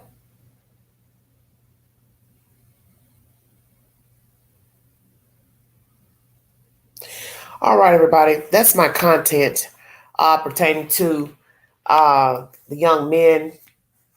Right now, the autopsies, toxicology reports were completed late January, from my understanding, but there has been no definitive answer to what happened to the men, whether they ingest, if the medical examiner believes that the men ingested the drugs on their own or were giving it to them laced. And that's the whole thing. How are you going to prove it? What is going to be the issue is what I'm talking about here, this Good Samaritan law. You got to prove the friend or somebody else in that house knew that the men were incapacitated and did not dial 911. That's where this would be the only question I can see, because you can't prove that somebody took a drug willingly or unwillingly unless it's something like a roofie drug that, you know, the average person wouldn't dare take that.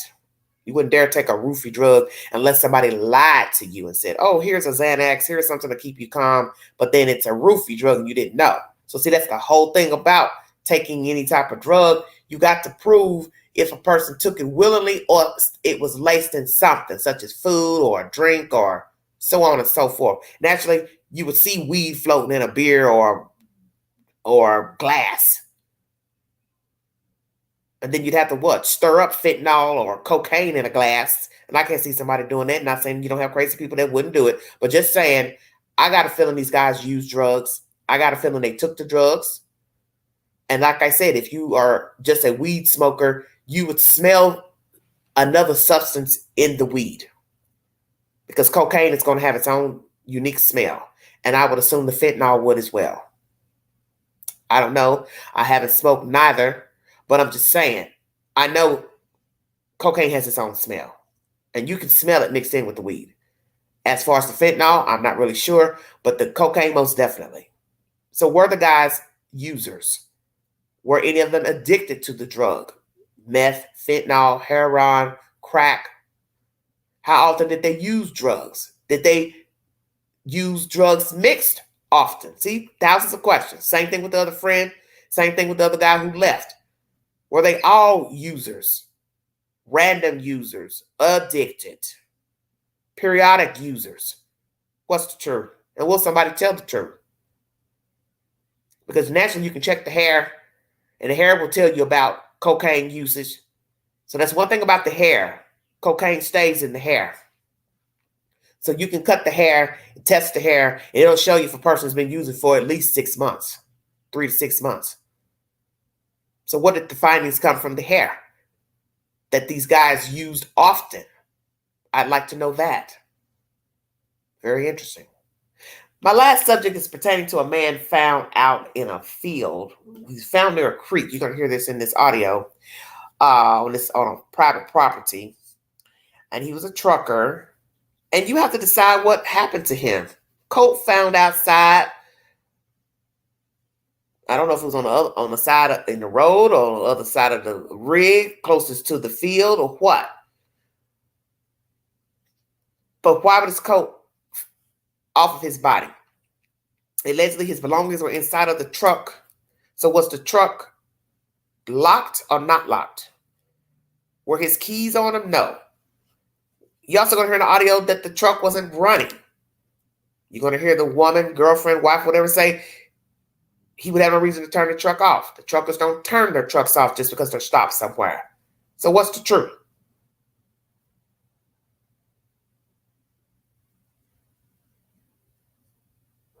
What is the truth?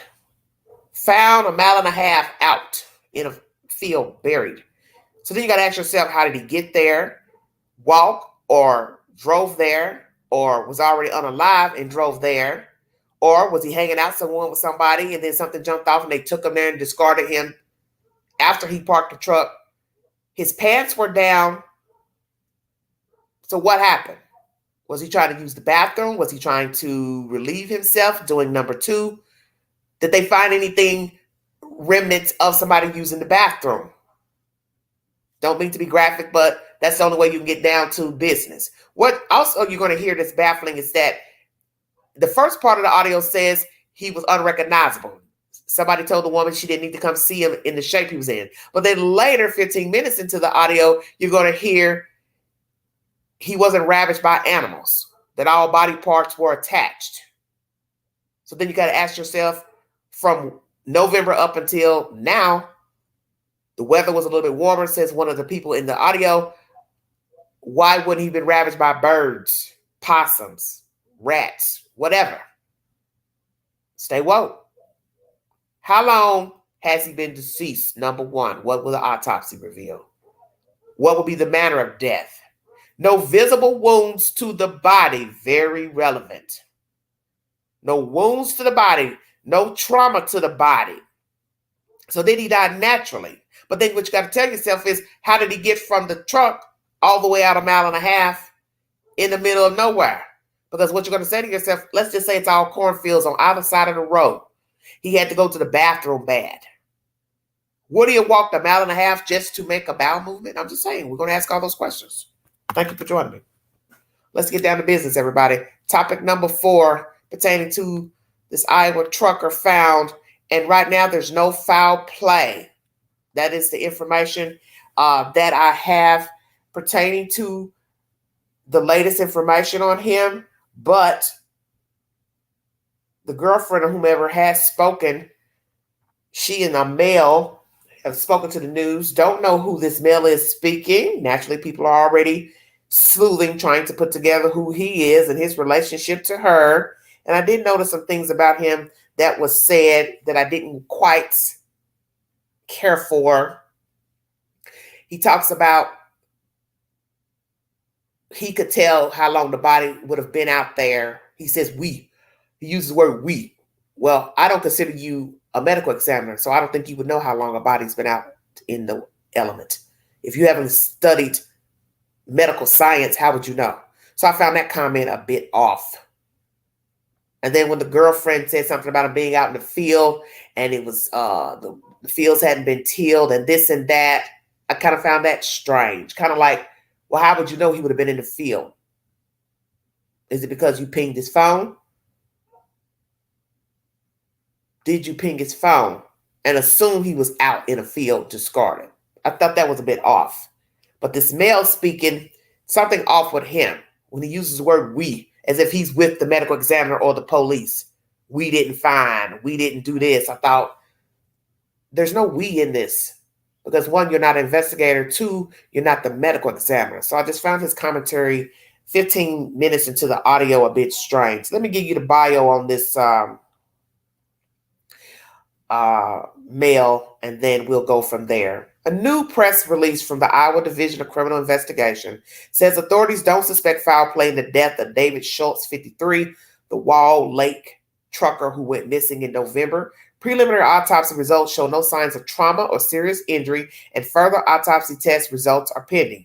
Authorities say the Iowa Office of the State Medical Examiner conducted a forensic autopsy and have positively identified the body as Schultz through dental records. His body was found in Sac County Farm Field in 1900 block of Union Avenue Wednesday, not far from where his semi-truck was found abandoned in November. Schultz was supposed to be delivering a load of pigs to a Sac County hog farm, but his semi was found abandoned the next day, still full of pigs, and with his wallet and cell phone left behind. Now, some will question this cell phone wallet. Well, if a person got out their truck to check something out, such as a tire or rattling noise, they would have no need to have their cell phone on them. So you have to think about all the natural possibilities when things are left behind. You don't know, one, why he stopped. You don't know if he stopped to help somebody, if he heard a weird sound on a truck, if, of course, he had to go to the restroom. You don't know. Now, speeding down the road at 60, 70 miles an hour, one would say he'd be farther up the road than where the person would need some help if he saw somebody stranded and he wanted to help. So that'd be option number one. Option two, he had to go to the bathroom. Option three, there was something going on with the truck and he stopped and pulled over. And then what happened? How did he get a mile and a half out in this field? So once again, it's wallet and phone left behind. What you also got to ask, was the truck locked? Where were his keys to the truck? The woman says the truckers don't leave their trucks not running. So then you got to ask, would he be the one to leave it on or off? Because that's just her assertion and her assumption. So let's ask that question. When the truck was found unattended by law enforcement or somebody else, was the truck running or not running? But I think she did say it was turned off. But see, you don't really know because you haven't told us anything about the keys. Where were the keys? In his pocket or still in the truck or in the... I don't know. CBS2Iowa.com is the source, everybody. Truck found abandoned in November. Pigs were still in the truck and his phone and wallet were left behind. So I'm assuming that was inside of the truck. What happened to Mr. Schultz? Did he get out the truck, go hang with some people? Maybe got sick, maybe did some drugs. They took him out and threw him out there. As you heard with this commentary with Kansas City, if there's no Good Samaritan law, you can be found charged with murder if you're in the company of somebody who's overdosed. So maybe he got out his truck. Maybe he hooked up with somebody. I don't know. You just got to try to make it all make sense. What happened? One second, everybody. We'll get this information loaded up for you. Thank you so much for listening to this commentary. Tuning in.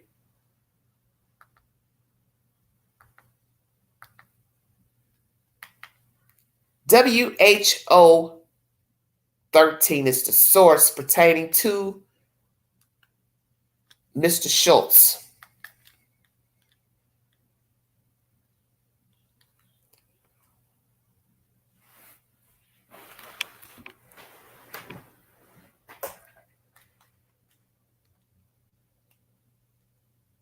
And let's ask the question here. Who is this man standing beside the female in this audio? It's his wife, excuse me. Mr. David Schultz's wife gave a press conference.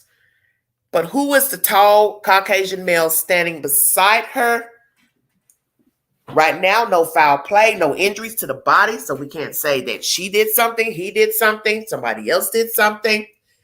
Will we find out he was using drugs, had a heart attack, a stroke? But what you got to explain is the obvious. Truck on the side of the road, but yet he's found a mile and a half from the truck. So how did he get to his resting place? Because this is the part of the story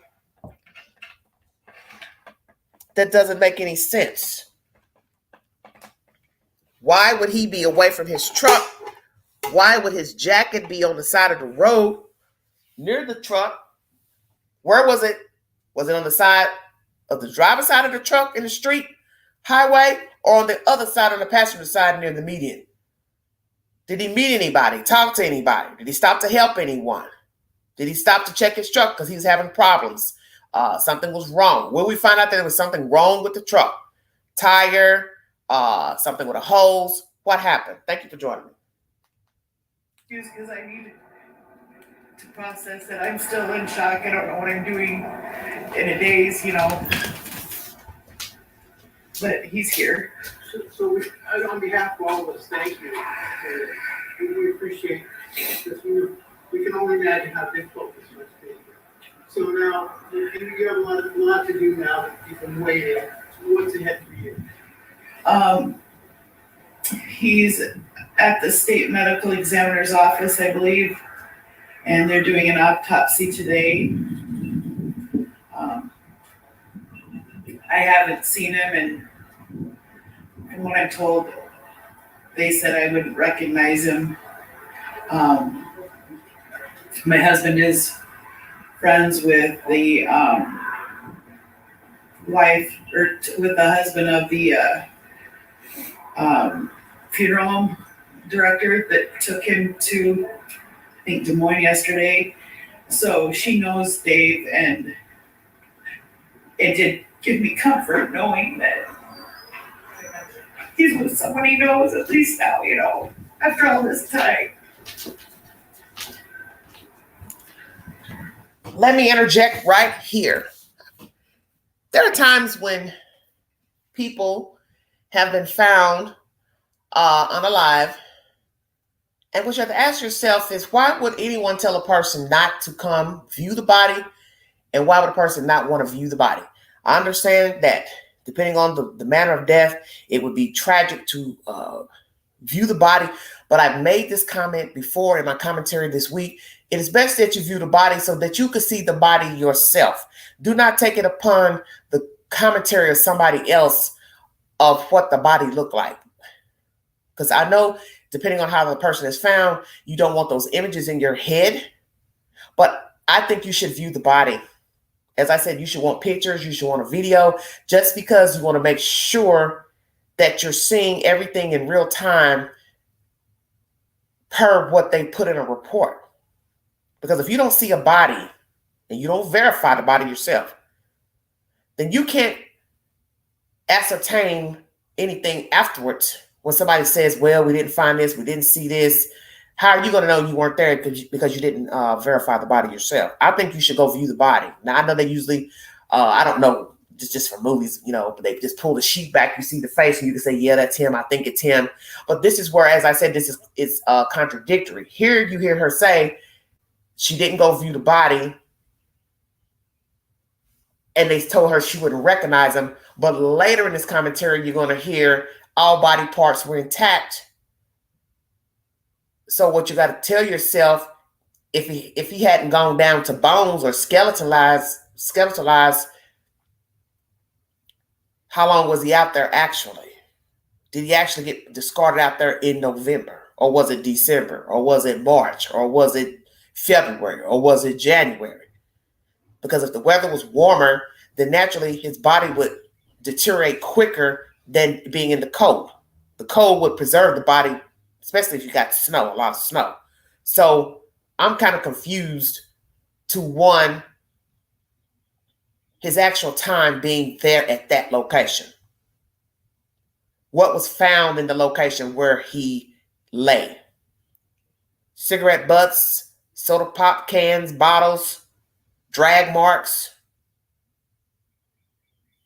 anything identifying to say he was drugged there, drove there with a truck. So you got to ask all those questions. How would the earth change in the time from when the person put him there or he walked there? See, you got 1,000 questions to ask. And also the community is very... Oh, so I can't even talk about it. It's just overwhelming. All the calls and just this whole time, I've been feeling defeated the last few weeks, and I don't know if it's coincidence or not, but I'm just glad. I'm so sick of being patient. There's more questions now, but he's here now. That's the main thing. I knew that it would be like this, so I have to continue to be patient till we find out what happened. Nothing makes sense as to why he would have been in a field. His coat was on one side. He was on the opposite side. I don't know what happened still. Thinking about where he was found, how Have you been to the site your husband was found yet? You planning on going? I don't have plans to, but it doesn't mean anything. Like I said, right now I can't even think this. I'm exhausted. So here she says the coat was on one side, he was on the other. So the coat wasn't found near the truck. So I'm assuming the coat was found near the body. Because to say that the coat was on one side, he was on the other, I'm assuming the coat was near the victim, if I'm interpreting this correct. So what happened? He took his coat off. He walked to this place or he drove to this place. Did he get in a car with somebody and they drove to this place? Did he have somebody meet him near his truck?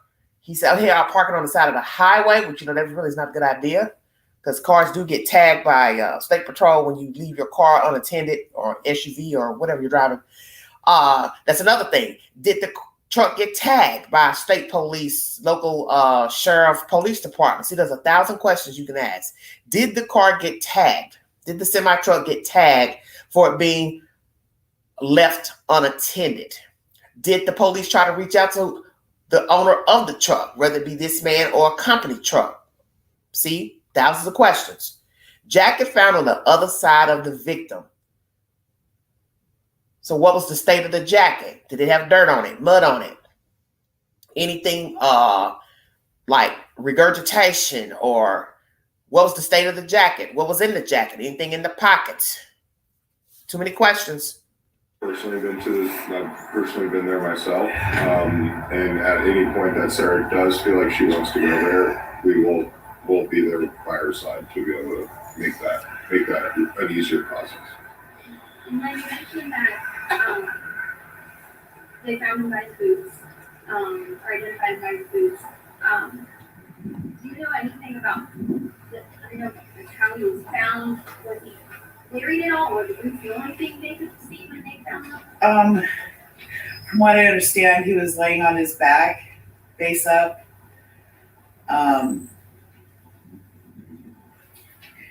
He had a t-shirt on and it was up, and he had underwear on, and I think his jeans were down, and his cowboy boots were on, I think. But I know they identified him by the boots because the last time he went and bought boots, he bought 2 pair of the exact same ones, and I gave the sheriff one of the newer boots to have in comparison because it's an exact match. And they did confirm it by the boots, and then they also... T-shirt on, pulled up, pants pulled down, underwear still on, and allegedly had his boots on. She gave a picture or a copy of one of the boots because he bought 2 pair of the same boots to identify him. What people are going to still say is, "Man, why didn't you go to identify him?" Just saying. You've waited this long time, not knowing where your husband is. So one would say, if you're coming to me to tell me you think you found my husband dead, why would I not want to go to the scene or the morgue to see for myself? This is just me. Why wouldn't I want to go verify my husband? That's strange to me. Because like I said, death is death. Death is death, whether it's foul play or not foul play. And you're found out in the elements.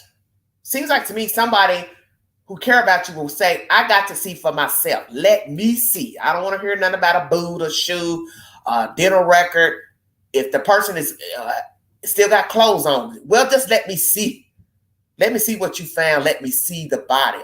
That's just me. I know it's going to be a horrific visual, because nobody wants that in their visual. It's looking at a dead person at the crime scene or in the morgue, or even when a person is sickly and they're dying. You don't want to have that visual in your head of, how your mother or father looked at the time of them passing. I get all of that. But I just feel like if I'm a concerned human,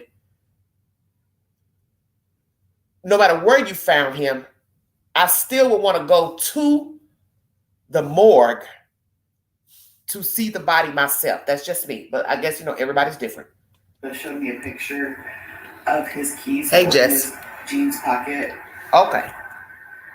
So we now know jacket beside him, shirt raised up, t-shirt raised up, pants pulled down. Don't say how far the pants were down. So when they pulled down, halfway to the knees, all the way to the ankles, or partially pulled down. What was the state of the underwear? What else? Did it look like he used the restroom on himself? Did he have any type of urine or fecal matter on his pants? Got to ask all that. Anything on the backside when you rolled him over? Did you see fecal matter? Anything on the back of his pants, inside of his pants, inside of his undergarments? You got to ask all those questions. If you say it's no foul play, did he go out there and use the bathroom and maybe had a heart attack, a stroke, an aneurysm? Had he been sick? Did he have any debilitating diseases? Did he also use drugs, narcotics? Is he known to be an alcoholic, a drug user? You got to ask all those questions. But still, nonetheless, I still can't see somebody going out to the middle of nowhere to, 1, use the bathroom, 2, to get high, 3, to have a drink, 4, to even have sexual relations. You can do all those things inside your rig because people do it all the time. Men and women that drive trucks. They sleep in their trucks. They eat in their trucks. They have sex in their trucks. They watch TV in their trucks. They talk on the phone in their trucks. So the only thing I can see him getting out of that truck for is if the truck was malfunctioning, he wanted to stop and help somebody. Somebody was flagging him down. Maybe to make him think, something was wrong with his truck, such as law enforcement or a random stranger, or he had to go to the bathroom.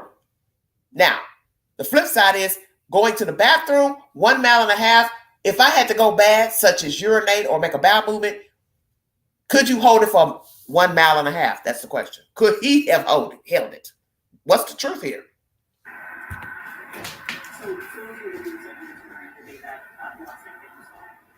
Yeah, he always wore cowboy boots. Yeah. You saw photos of that specifically, or that's not your No, I didn't see photos of the boots. I had a spare pair that I gave the sheriff, and they confirmed that Boots lined up. they were the same brand and make and.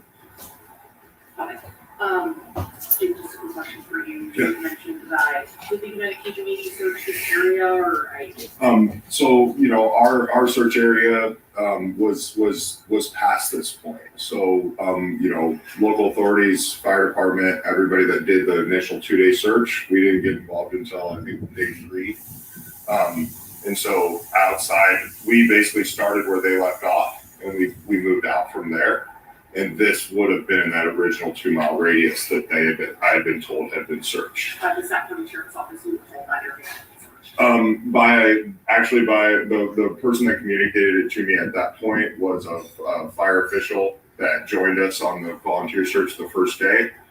We used him to kind of tell us where they were at for those first 2 days. And he's the one that had kind of communicated to me that these areas had been searched. And so, like I said, we went from there out. And the way that we do search, we have an app that allows us to be able to mark areas green, red. I mean, I think over this whole thing, you guys have seen some of those images. That original area was just marked green out the gate because it had been, from my understanding, it had been searched by professionals. Well, the day he was the day his truck was found, I know they have a DOT drone that has infrared heat seeking that would have searched that area. That would have searched the radius. That's where some of those questions are going to come. That's where some of those back-end questions is whether it was there this entire time or not. Is there any posted I hate on Facebook because we sort of run this widespread nationwide.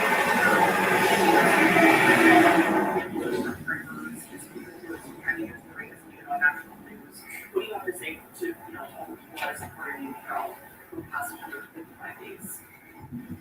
Just thank you for not forgetting. That was one of my biggest fears is everyone would just stop searching and he's still missing. And I started counting because every day matters, every day my kid's dad is gone. It matters. He's such a good father. It's not fair. I don't know what happened. They knew what, Diana?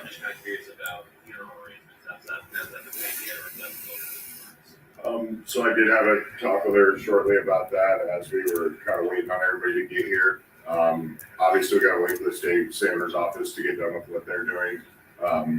But we're going to stand next to her and help her with as much of that as we possibly can. You know. Who is this guy standing beside her? Friend, relative, his friend, new beau, several months without a man. Just saying. He's unforgettable. Anyone that knows him, he has so many friends. And Is this drug related? I don't remember, like, I'm trying to think of things, and it's the things that you take for granted, just like him watching, YouTube crash videos and trying to teach the kids what went wrong. He's always trying to teach these Hello, Danielle. lessons Thank you. to them, and to open the doors for women and respect your mother. He has old school values that's hard to match.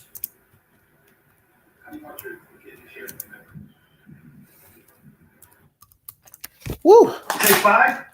Brief intermission. Foul play, drug related. What happened? Could it be he met somebody, went off, got high, he overdosed, they panicked, and then they discarded him? Because as you heard me talking about the Kansas law, the Good Samaritan law, it passed. But the point is, anything can happen, and the laws in your state that you can be found guilty just by calling 911 that a person has been found with drugs. So now I've got to go Google Iowa to see what are the laws out there in Iowa pertaining to drug use and reporting someone overdosing. Does Iowa have any bylaws to hinder prosecution if you report an overdose? Because that's what happens with a lot of people. They're thrown out like trash because people are scared to call 911 because they don't want to be arrested for giving the person drugs, getting high with the person, selling the person the drugs. Is this an issue that is drug related? Will they find that he took drugs, used drugs? Will somebody come forward to say he was a heavy drinker, drug addict, or he had health problems? He died naturally. But what you can't explain, no matter what, no matter how he died, explain how he got out there. 1.5 miles on foot. He wasn't towing a car. He wasn't towing an SUV. He was driving a semi-truck. So why would he be way out in somebody's property near a creek with his shirt up, pants pulled down, don't know how far down they were, underwear on, boots on, keys in his pocket, and coat lying beside? Or are we talking about someone who's deranged, mentally ill, schizophrenic, bipolar? He got out, walked, and went in there and killed himself by some type of drug, pills. I don't know. Sweet Jesus, I have no idea. But something's off. He may have met with the wrong people, and maybe he got sick, and they took him and they dumped him out there. That's the only thing I can come up with right now.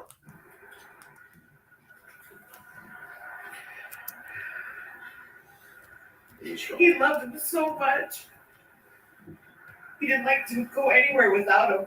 He brought him with, even to just the store downtown, and he brought them trucking this summer for the first time, so they got to learn what he does.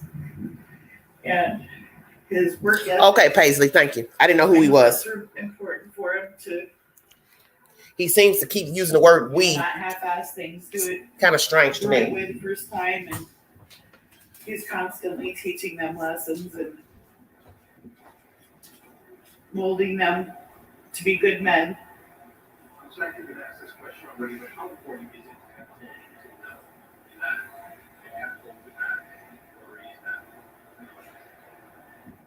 a My biggest thing was to find him, just to not wonder where is he every day, That's a big step. I hope that we can find out what happened and why. But the biggest relief is that he's here.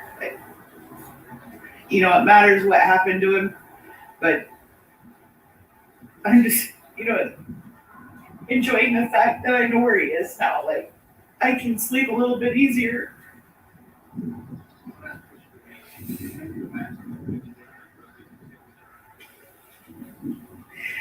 On the way, he gave me a kiss goodbye, and then he said, "Gotta go, baby. You know, And then love you, baby." touching on the fact that you never gave it.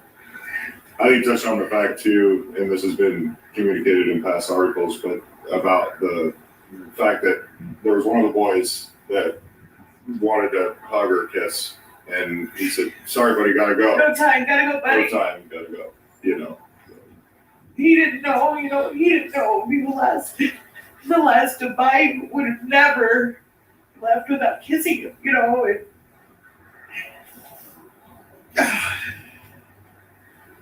That's hard, but because you're doing good, you're doing amazing. Anything from you guys? Approximately what time and how did you find out that David's body? my boss, Okay.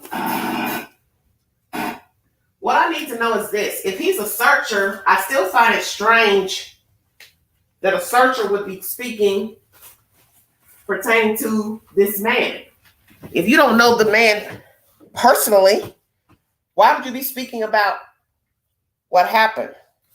Or I just find that strange. Seems like to me, when a person can't speak for themselves or they want camaraderie, wouldn't they have a family member or a close friend or relative? Where is his family? Why isn't somebody related to him standing by the wife talking? I'm just saying. I look at everything in a story. I look at the people speaking. I look at the relatives. I look at who's not speaking. I look at who's not showing up. And if he's well known, has friends, has family, grandchildren, a daughter, all of that, why wouldn't they be up there standing with the wife? Stay woke, everybody. Why wouldn't a family member be standing up there with her if you're telling me this man is a searcher? That's strange to me. That's just very strange. I could see you talking to a searcher separately. A search group or search team say, yeah, we were out here searching, looking, woo, woo, woo, or we are the ones who found the body. This is odd to me. That's just my public opinion.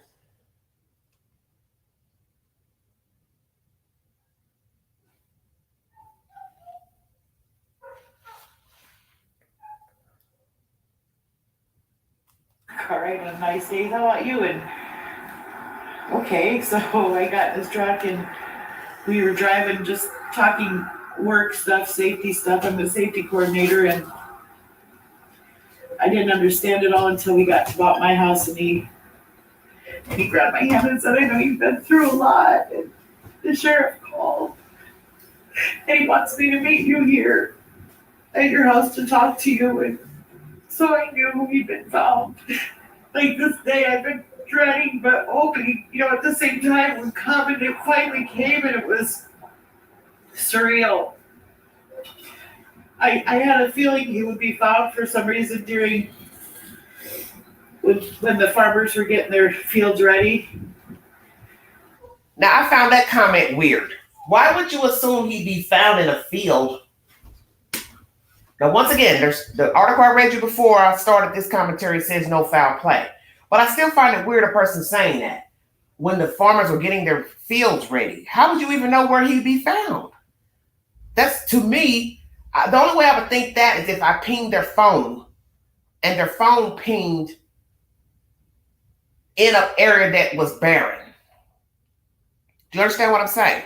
If I pinged your phone and it shows that you're in an area last where there's nothing there, but dry land or it's wooded, whatever, then I would, if I wanted to assume it was that you were deceased, that's the only thing I could come up with, that I would say, well, I think he's in this area because this is where his phone last pinged. You're going to find him somewhere in this area. So I'd go to Google search and look at the map and say, okay, there's nothing here but woods, forests, cornfields, whatever's there. And they'll say, well, this is where his phone last pinged. We need to go out to that area to look for him. So then I got to ask myself, how far does she live from the area where the truck was found or where the phone last pinged? Well, the phone was last in the truck, so we go there. Okay, well, his phone is still.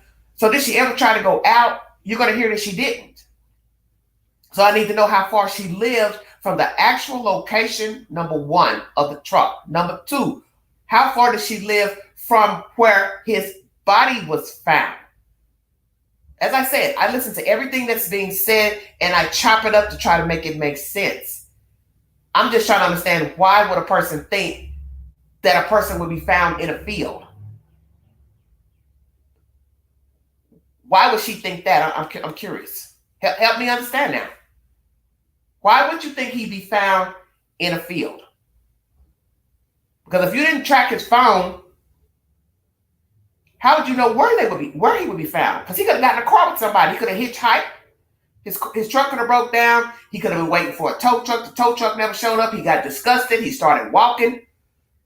Okay, I'm going to go to the nearest filling station or the nearest gas station. And he got picked up. So if you don't know where a person is and what they're doing out there, you can't really say where they would be found. I'm just saying that sounds strange to me. I'm not trying to point fingers at her. I'm not trying to point fingers at this guy standing here who I don't know who the hell he is. I still find it strange she's talking without a family member. No children, no this. She's talking about grandchildren. Well, where is that daughter, son? Pay attention. But I just didn't know, when. And it was yesterday. It finally happened. I answer the phones at work, right? I used to answer the phones and I can hear the phone ring or sometimes the sheriff will come to serve papers or whatever to someone, and every time I'm wondering, is this the day? Is this it? And it's finally here. It's finally over. They found him. Can you talk about the range of emotions that you've been experiencing since you found out? I think that one's pretty obvious. I mean, she's obviously struggling with it somewhat. Yeah. Relief. Relief is a big one. And sorrow, it's confirmed, but what we thought. I know he would have never left us unless something bad happened. And something bad happened, It was confirmed. Very good information. I was thinking this. What was she thinking the months he was gone? What is he doing? Why hasn't he returned my phone calls? Why hasn't he come home? So then you got to ask that question. How often did he come home? Did he come home every weekend? Did he come home every 2 weeks, 3 weeks, once a month? How did his schedule run? Because every truck driver does not have the same schedule. So what was David's schedule? Did Mr. Schultz have a schedule where he came home every weekend, every 2 weeks, or every 3 weeks, or once a month? What was his schedule? Did he keep the same schedule? Did it alternate? And once again, who is this guy standing beside her? Why does she not have a family member with her? Why does she not have a good friend of David standing up there with her? Why doesn't she have children up there with her? This is bizarre to me. Because I think he has an adult child because she speaks of grandchildren. So he has to have a child that's old enough to have children with somebody. This is strange to me. And if this guy is actually a searcher, as I said, I find it strange that he would be up here talking with her because he doesn't know her. Not trying to jump the gun, but I'm just saying how it looks. So has he been talking to this woman periodically, helping to search for David before? Because we're going to hear about drones and things used that his group or whomever put out drones. So then that would lead us to believe that he has been working to find her husband. But then you got to ask, when did he step in? How many people are in his group, search groups independently? Make it make sense.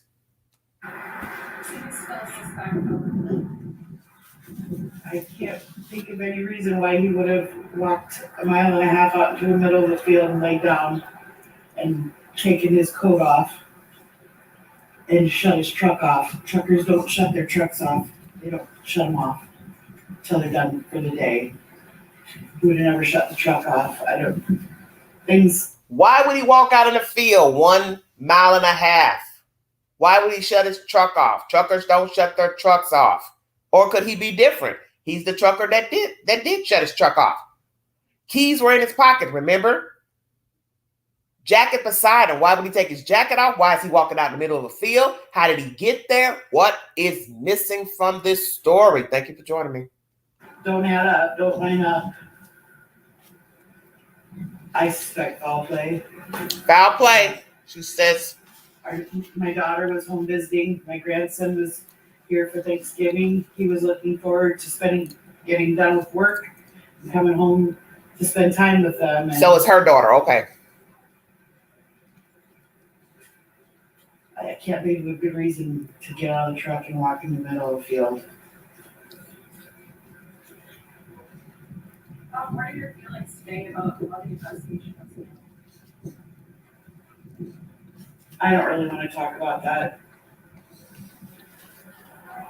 Yeah, I think it's something that we just need to wait on. Why not?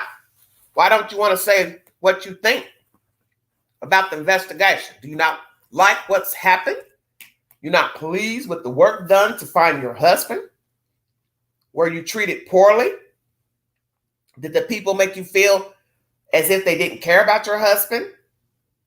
Did they say something derogatory about your husband or about you, or about what they think he was doing, what they had heard?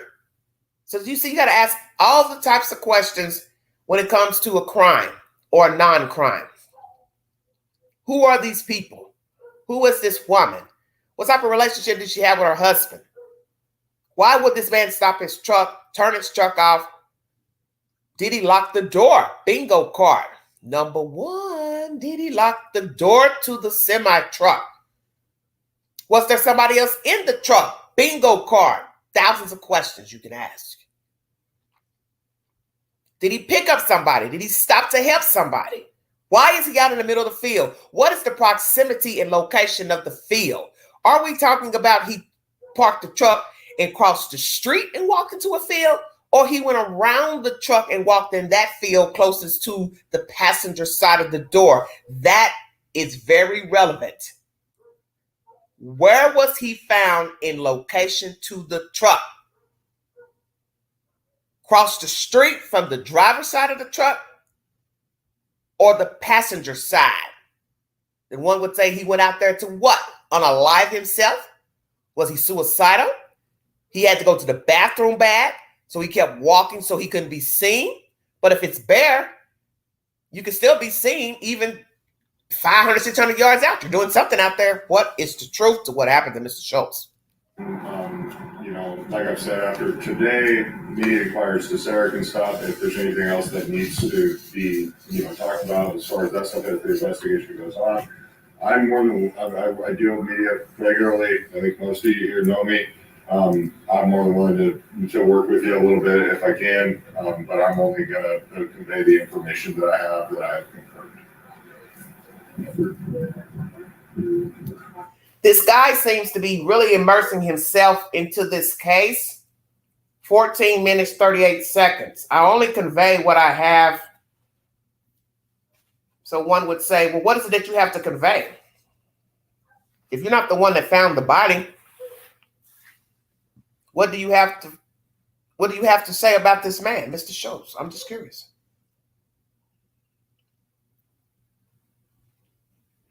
Who found him? Who found Mr. Schultz? The sheriff, state officials, or somebody on the property? Who owned the property?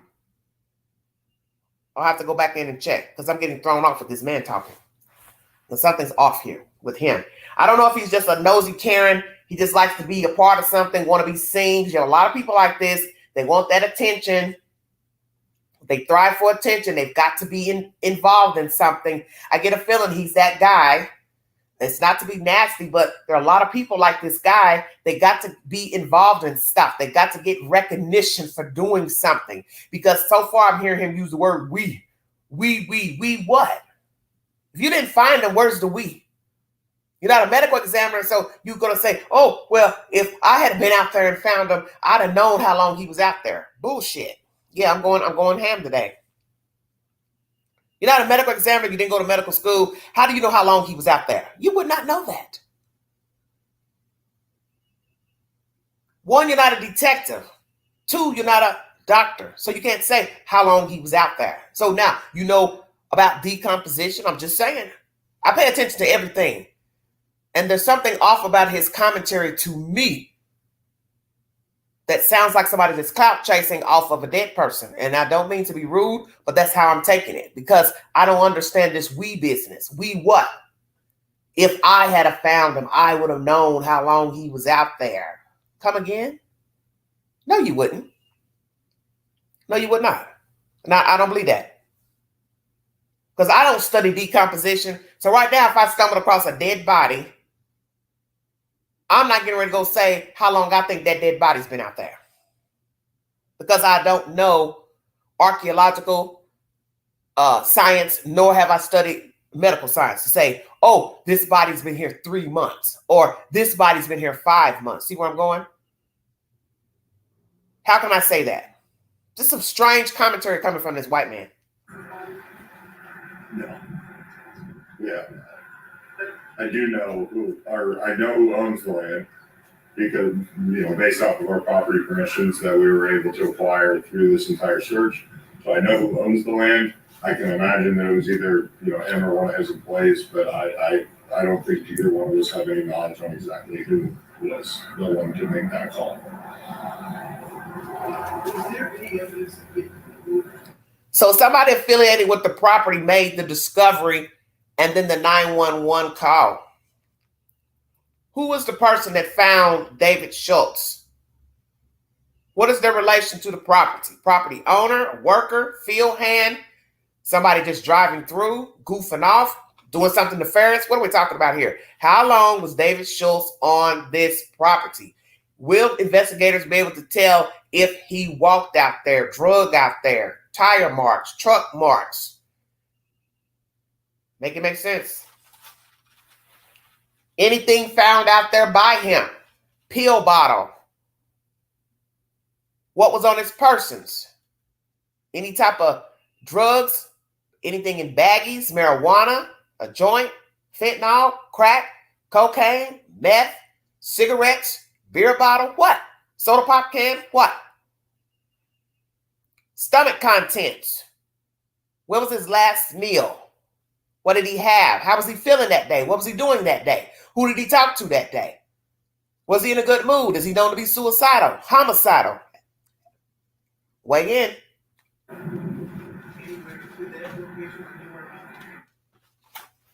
Today, Intermission. Strange, strange, strange. Some things can be explained, of course, but it's just strange to hear a person being out in the field 1.5 miles out from their truck. Until we get a report from the state examiner's office, or until we kind of know what the state of decomposition is 100%, it's hard to say. If I, personally would have saw that, then I could have probably made that, or I could have at least made an educated guess on that. You hear him say, I could have made an educated guess on that if I saw it. Let me play that back, because this man is crazy. Until we get a report from the state examiner's office, or until we kind of know what the state of decomposition is 100%, it's hard to say. If I, personally would have saw that, then I could have probably made that, or I could have at least made an educated guess on. How can you make an educated guess on a dead person, sir? Please help the queen understand. This is what bothers me about people getting involved in cases. See, a lot of you think it's okay for people to randomly get involved. I look at the comments. I've had people comment on my channel, on the videos. Let them search, let them search, let them search. Are you sure? Because you don't really know people. I don't think a lot of you really assess what goes on out here. With this new meddling with true crime and people talking about true crime, people wanting to do searches, you better think very hard about who gets involved in cases, because people can damage a case by doing just what he's doing right here. Talking out loud about absolutely nothing. Meddling is what we call it. wanting to be relevant. That's how he sounds to me. He goes into this commentary and he gets in here at least 14 minutes. This other person emerges standing next to her. That sounds like they want attention and they want validation for being involved. And people like that are dangerous to me. I'm going to say that. You don't have to like it. That's my opinion. When I hear a person using the word we in a capacity that doesn't involve them, I have a problem with it. And I noticed that with the BTK killer's daughter. She used that word we on a post pertaining to people wanting to talk to her about some information they found pertaining to a woman who died, who was murdered many years ago. She said, oh, my team, we are going out here, blah, blah, blah. And I thought, who are you saying? My team? You're not an investigator. You're not a detective. You're not an FBI agent. You're not a state agent. State police. What the hell are you talking about? We, my, our. And I felt like she's clout chasing off her dad being an infamous serial killer. Yeah, I'm saying that. Because it's not something I would say. I would say I was asked to come out to look at the property, house, whatever. I'm not going to say my team. Because when you say my team, you're making people think that you're an investigator. And you're not. You're just a civilian. You just happen to be the daughter of an infamous serial killer, but you're not an investigator. I get the same vibes listening to this guy here. Oh, had I gone out there, I could have estimated how long he's been out here. How could you do that? And she's got this weird look on her face, the lady, Mrs. Schultz, standing there, kind of like, you shouldn't be saying that. She's got a strange look. You pause it at 15 minutes, 29 seconds. Mrs. Schultz has a very bizarre look on her face, kind of puzzled. Like, no, I don't know about that. Yeah, because he shouldn't be saying that. Because there's no way I'm going to sit here and believe a random person can determine how long a dead body's been outside. How would you know that if you've never gone to medical school? You would not know that. You have not studied medical science or archaeology. So you couldn't know that. I'm just going to say that. I was thinking something really bizarre while listening to this again. Just imagine, let's just pretend we're going to role play for just a second. Just imagine a person or a group, underground group. Could be 2 people, 3, don't matter. And they say, hey, let's go out here and kill somebody and then wait for somebody to report them missing. And then we pop up and pretend that we care and say that we're going to go search for them. I want you all to think about that. That's just something that popped up in my head. It's bizarre, it's macabre, but stranger things have happened. Because we know that people have killed people and unalive people, and they went out and searched for them knowing exactly where they were. Stay woke. Because they're the one that killed them. So I'm sitting here listening to this guy with all this we, I. And I don't know, something in me just said, Angela, just imagine he or somebody killed the guy. And then he pops up out of nowhere, pretending he heard the story, and go to her directly on Messenger, whatever, or go to her door, hell, and say, hi, I'm such and such. I'm Billy Joe Bob, and I want to help you find your loved one. Me and some friends or a group, we're going to get together, and we're going to have a search party. Would you like to go out with us? Or if not, I just want to let you know we're going to go out and search. Because what you have to ask yourself, how would you know where to search?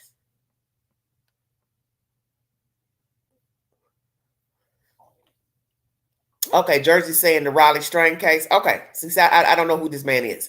So this is what I'm saying. Just imagine some people going out here hurting people deliberately to then pop up and then say they're looking for them. I don't know. That just came to my mind. I guess I'm pretending to be a theorist now. That's something I don't do, is conspiracy theories. But I don't know. I'm just sitting here thinking that because it's just the stuff that he's saying is too overt. That's why I'm trying to figure out, well, who is this guy? He never addressed himself to who he is, because most times when you give a commentary about a person missing or deceased, the reporters will ask you what your name is. They'll say, well, ma'am, can you repeat your name, spell it? Just like when they go to a press conference and there's the chief of police or a commissioner, they'll ask the person, can you please spell your name and give us your position? So I would assume they would do the same thing with her. Hi, ma'am, could you please give us your name for verification and who you are to the victim? And, they'll say, hi, I'm such and such. I'm, Mary Schultz, and I'm the wife of the decedent. And I would expect they would ask this guy, well, sir, who are you? May we ask who you are? I didn't hear that when the credits roll. I didn't hear her give her name. And I didn't hear him say, hi, I'm Billy Joe Bob with such and such search team. So that's why I didn't know who the hell he was. But I know he seems a bit overt. He was subtle at first when the cameras rolled.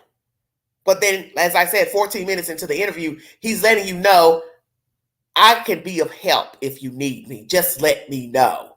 And I'll only repeat to you, blah, blah, blah, blah, blah. But he's letting you know, I'm running the show. You can come to me anytime and talk to me about something I don't know a fucking thing about. How about that? You don't know anything about this man. Unless maybe you do and we don't know. So that's why I'm trying to understand, why is he up here with her talking? Why is this white man up here talking with her? You should be talking separately to the news. Hi, we're such and such. We came here from Idaho, New York, whatever, to help find him. This is an organization I'm a part of. We go out here and we help search. Because what I'm asking myself is the obvious. Where does this man live? Where does the search team live? When did you jump on the case to start searching for him? I don't know. Paisley says, look how close he stands to her. Hit me as odd. Yes.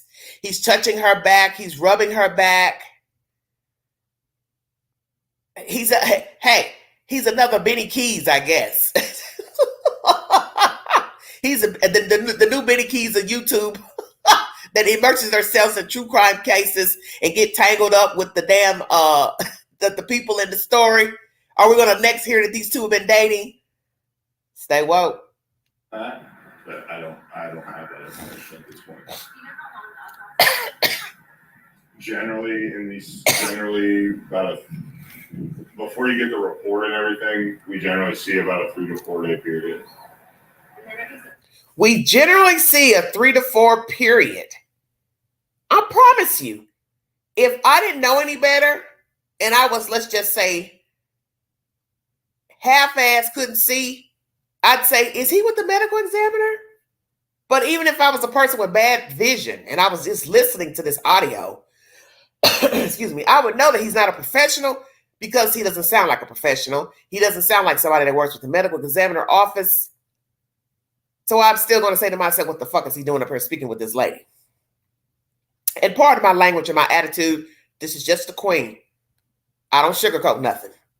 And when I get a feeling about something that ain't right, I'm usually not wrong. I don't get a good feeling with this fella. And I'm not here to say he did anything. I'm not here to say that the wife did anything. What I'm saying is he's a messy Ken. That's what I'm saying. He's somebody that wants to be relevant in the world. He's somebody has used his way to get involved in true crime or cases of missing people to be relevant in his life. And to me, people like that are dangerous, because what you always have to tell yourself with people like this, how far would you go to be relevant? Now, some of you will say, damn, Angie, that's a bit harsh. No, it's not, because you see it all the time. Clout chasers will do crazy shit to be relevant. And this is when we start seeing signs when they cross over to breaking the law. They like me. They know me. They know my name. They know I'm doing this. They know I'm on YouTube. They know I got a Facebook group. Let's see how far I can take it. This is how people end up a true crime story. You better pay attention. Yeah, jack of all trades. Exactly. Well said, jack of all trades. You damn right. Because one day it's searching for missing people, then the next day you're getting rid of folks to be relevant to say, oh, I found the dead body by the creek. Now, you pull up another dead body, we got to say, okay, what the hell's going on here? Because that's how he sounds here. We, I. But yet he is not a official capacity to the Iowa State Police, the detectives or sheriff's office, or the medical examiner's office. So I have a problem with his commentary here. Let me finish this nonsense. Received any other updates today from DCI or the sheriff? I haven't, no. No. I don't know anything about like decomposition, but I feel like he was out there for 5 months. And Thing is, I can't believe it wasn't just bones by now, but we're not. knowing there's animals, vultures, coyotes. And from what they made it sound that nothing was missing on him. He wasn't just bones. So he wasn't just bones. Everything was on the victim except for this jacket. So as I said, what is the state of the jacket? What was on the jacket? What was in the pockets? Was there anything strange about the jacket? Anything strange about the t-shirt, the pants, undergarments? Had his boots on. Wallet, phone left inside the vehicle, I'm assuming. But once again, did he lock the door? Because I still wouldn't leave my truck unlocked even if I didn't have the key in the ignition. So he took the key with him. But was the door locked to the semi-truck? What made him stop on this highway or area where his truck was parked? Did he have gas in the truck? Did the truck have any malfunctions? Will we find out the truck stopped because it had some type of mechanical problem? See, you have 1,000 questions you can ask. Maybe there was something wrong with the truck. He went out there to the field to try to get help. Maybe he saw a house in the distance. Can you see a house in the distance? Can you see a barn in the distance? Can you see any type of outbuilding in the distance? Which direction, once again, did he walk? Passenger side to the field or he crossed the street to the field? Make it make sense. I don't understand how that can be, because to me, 5 months is a long time to be out in the elements and the fluctuating weather. But I haven't seen him, so I don't know. And we did have a very unusually warm winter this year. Now, before Messy Ken starts talking, she says, I haven't seen him, so I don't know. Why not, ma'am? Why have you not viewed the body of your husband? Please help the queen understand. Why you would not want to see what your husband looked like? So you're going to take the word of other people. Oh, he had his boots on, had his pants on, but the pants were down. He had his underwear on, his shirt was up, but his jacket was beside him. Let me see. Let me see my husband, please. Nobody could call me to tell me they found my husband dead. And tell me, well, he's in bad shape. But we do believe it's your husband. Or can you give us something similar to something? No, I'm on my way down there. I just have to pray to God that I won't keep that image in my head of my husband. And that's all you can do is lean on faith. Now, some people probably would have called somebody else close to the family, such as a brother, a sister, a child, a grandma, or somebody who could stomach it, and say, can you go down there and identify the body? I just can't do it. And I get it. Some people probably can't do it. I'm cool with that. But I just think it's strange. She would not want to go and look at the body herself. That way, if you starting to think anything nefarious, you could say, well, I saw the body myself. She's already told us in this interview that she believes it's foul play. I just read your article at the beginning of the live that says it's not foul play. So this is why I'm trying to understand why you wouldn't want to go look at the body. Why would you not want to go verify for yourself? Yes, this is my husband. Yes, those are the boots he bought. Yes, he had 2 pairs of those boots. That's my husband. Those his clothes, blah, blah, blah. I'm just curious. You know, I think everybody knows we didn't get near the snow we've had in the past and near the cold weather and freezing weather that we've had. And so, you know, decomposition should have happened. So, you know, if the body doesn't line up with decomposition, then I would venture to guess that it hadn't been there for 5 months. But like I said, it's an educated guess based off of just the little bit of information that I know right now. They said that he was found in a field. Can you kind of describe a little bit of the area? I don't know. I can somewhat, yeah. Open farm field, freshly tilled. This is bizarre to me. She can't explain nothing, but he's going to explain for her, and he's a random person. Why would I let a random person explain where my husband was found? She's also been asked, has she gone out there to where the truck was and where he was found? No, I haven't. I don't know too many people who would not want to go where the truck was. I need the mile marker. What's the mile marker? I need to know the location of where you found her. I'm going to go out there. Nobody can tell you you can't go. This is a free country. You have the right to roam and go wherever the fuck you want to go. Nobody can tell me. No detective, FBI, CIA can tell me I can't go view the body of my husband. I can't go to where the fuck the truck was, and I can't go out there where the hell his body was found. People go to the landmarks of where people are found dead and murdered every day. They put flowers, teddy bears. So help the queen understand why this woman got this joker answering every fucking question at every turn. She can't say nothing. He jumps up and says anything. And just like right now, she said, no, I ain't been out there. And he's speaking, well, yeah, I'd have been out there. Let's let this fool finish. Along a creek bed, from my understanding. And when he went missing, Hold on, let's go back. But I would venture to guess that it hadn't been there for 5 months. So now he says he don't think he's been there for 5 months. It's an educated guess based off of just a little bit of information that I know right now. They said that he was found in a field. Can you kind of describe a little bit of the area? I don't know. I can somewhat, yeah. Open farm field, freshly tilled, along a creek bed, from my understanding. And when he went missing, the fields were empty, and there was no snow. And there's been no crop planted since. So, you know. I just can't understand how he could have been found, especially by drone. With the drones flying that 2 mile radius in the first few days, no, those weren't our drones. Our drones flew outside of there. And we did fly some of those areas, but not like very close to there, but not there. But with thermal drones, by the time that we were here, by the time that everything by the time we would have flew in that area, thermal drone wouldn't have done as much good as it would have done those first 2 days. Because your body's going to hold heat for a certain amount of time, right? What is missing from this commentary is the obvious. I have heard no mention of the truck being found versus his body being found. Are you all following me?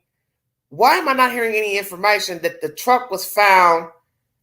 Because wouldn't I, as the owner of the truck company, be curious to where is my driver? Wouldn't I be invested in trying to find where my driver is? He's left his truck here. The keys are gone. Truck not running. If the police got out and searched, as you hear this commentary here, why couldn't you all find him if he's in an open field and the field was barren? Because a field is just what it is. It's a field. It's not like the forest. It's not like being here in East Tennessee where we have big old trees in the mountains. Help me understand why he wasn't found. Even if you don't have crops up, it's still barren. So you can see for miles in the desert and in a field. I'm confused. You hear this guy talking about drones flying around. So when did you fly drones around? What month? November, December, January, February, March, April? When was the last time the area was searched by law enforcement? Law enforcement, state police, FBI, separate groups, search groups, help the queen understand. You hear this man saying, well, we flew drones, but not exactly in the area where he was found. But let's be truthful. If we're talking about a cornfield, well, the field is going to be barren because it's winter. You can still see for miles. What the fuck is going on here? Is it possible this man's been alive for months and he was just put out there recently, like a month or two ago, maybe 3, I don't know, because we're talking about 5 months. So he went missing sometime in November. Could it be the man parked his truck, walked off, or had somebody meet him? He went and said, the fuck it, hell with it. I'm pissed off with life, my marriage, hung out with some people, and then he died some type of way, and they dumped his body back there. Is that what we're talking about here? Was this an elaborate plan to escape his life, but then something went terribly wrong, and he got dumped out there in that field? Does he know somebody in that general area or the property owner of that field? Make it make sense. Because we've got Billy Joe Bob here acting like he knows how long it takes for a body to decompose. The wife saying it wasn't down to bones. So then what are we saying? That he just walked off from the truck, hooked up with some woman, dude, friends, associates, strangers, and then something went wrong in their company, and then they dumped his body back in there. But to not be picked up on that thermal drone in those first, 2 days, like I said, I would venture to guess that it wasn't there. He wasn't there at that point. And what point is that? Because you're not telling us when you flew the drone. Ding, ding, ding, ding, ding. I hate when people talk and they don't clarify shit. Well, when did you fly the drone, sir? Last month? Yesterday? What? 2 weeks ago? 3 months ago? 4 months ago? 5 months ago? 2 months ago? 3 months ago? Ding, ding, ding, ding, ding, ding, ding, ding, ding, ding, ding, ding, ding, ding, ding. Ain't nobody saying nothing. Oh, we flew the drones, but it wasn't right there where he was found, but he should have been seen, and he ain't deteriorated. And okay, well, tell us when you flew the damn drone so we could try to understand what the fuck you're saying. You sitting up here like you on the fucking American Idol performing. Well, just tell us when the fuck you flew the damn drone. This is why I hate talking about any type of true crime, disappearance, dead body found, because you get this type of behavior from people, and you're sitting here, if you got any type of sense, you're saying to yourself, what the hell am I listening to? He's talking over her. She's letting him answer. She don't know nothing, but yet she's the wife. And even if she isn't a part of anything nefarious, she still should have more knowledge since his body has been found. Hell yeah, I want to drive out there. Let's go. Show me where my husband was found. Show me where his truck was found. Fuck it. I'll pay for an Uber. She can't drive. She ain't got a car. The car can't go out there where it is. Get somebody to take you. Don't you think she would ask this guy here, since he knows so damn much? Hey, will you drive me out here to show me where my husband's truck was parked? Will you show me where my husband was found? Why has this woman not been out there? Why has she not been to the morgue? Ma'am, are you going to ever go to the morgue? Are you going to even have a funeral for him? Yeah, I'm going to ask all those questions. Or are we going to hear that he's been cremated? And naturally, in his state, you possibly would have him cremated. So I don't mean to be disrespectful. Let me take that back. She'll probably have him cremated when they release the body. And I'm sure Billy Bob, he'll be right there. He'll be the one sitting in the funeral home with the damn urn. Angela, now that's not nice. I said it. Oh my goodness. Anybody else got anything? Listen to him telling the people, does anybody have anything else to say? My support system has been Amazing. amazing. Oh, yeah. Now look at that. She's trying to say my support system has been, he finishes her sentence. Oh my God. Paisley, do you want to come up here and give your opinion, sweetheart, before I close this live out? The only time people finish other people's sentences is when they've been around each other. Bingo card. Shut up, Queen. Oh, shit. Say it, Queen. The only time people finish other people's conversations is when they have like minds And they've been hanging around one another.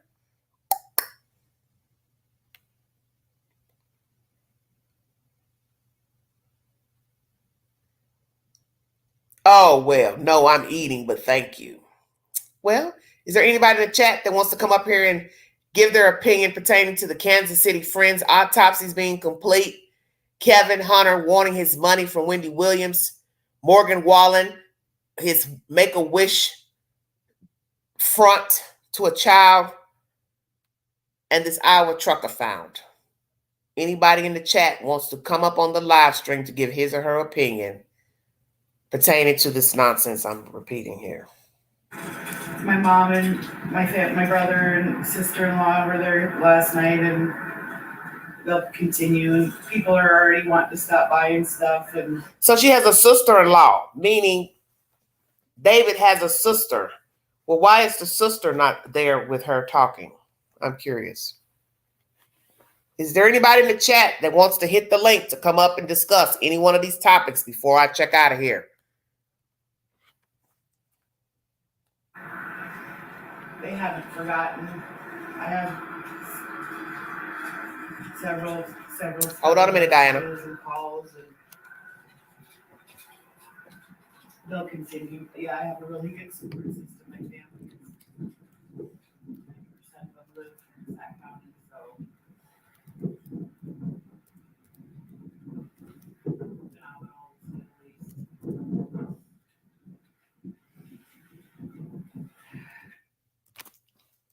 That's the end of that.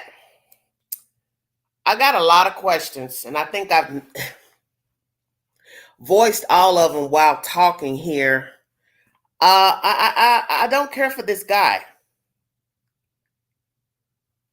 I don't care for him. And no disrespect to you, sir, but I don't like people who go in and barge into storylines when they don't have a dog in the race. I don't feel like you should have been up there talking with her. Now, maybe you've built some type of rapport with her in the short time that you've been involved in looking for her husband. But I think there's a time and a place for everything. And this wasn't your time to shine. If you wanted to talk to the news separately, then you should have. But if you don't have anything vital to say about finding the body, seeing the body, then what's the purpose in you being up there with her?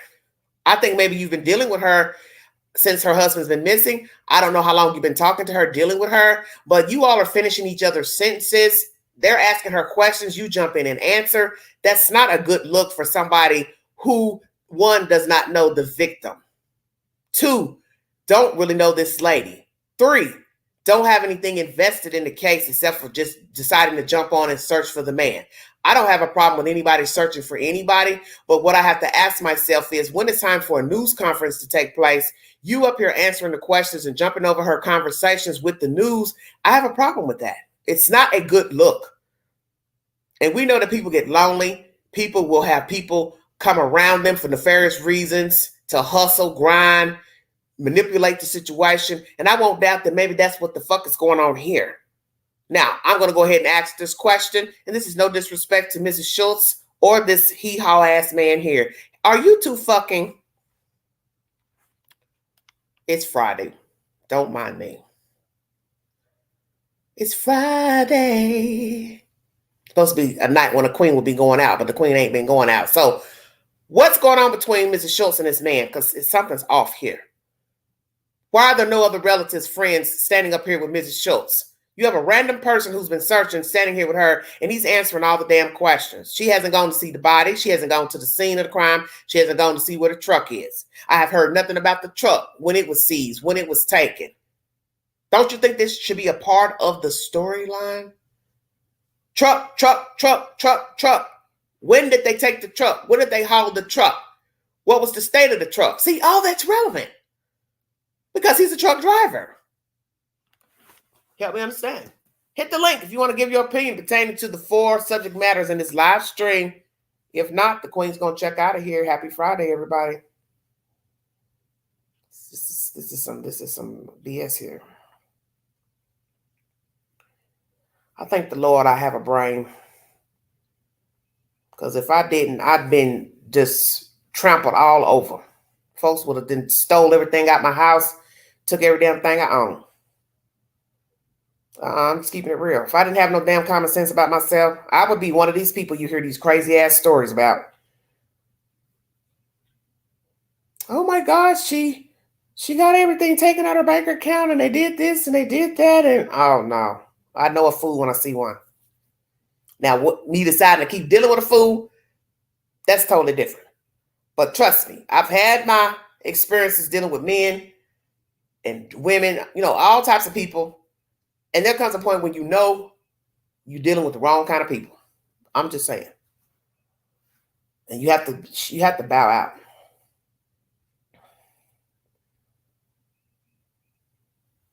And this is something off here. Diana, are you going to hit the link?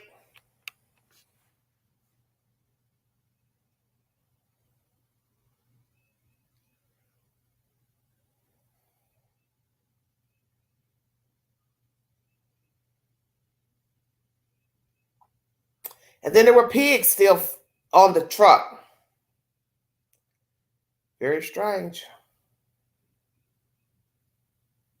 The wife suspects foul play. This was uploaded one day ago. KIWA radio. He was a father.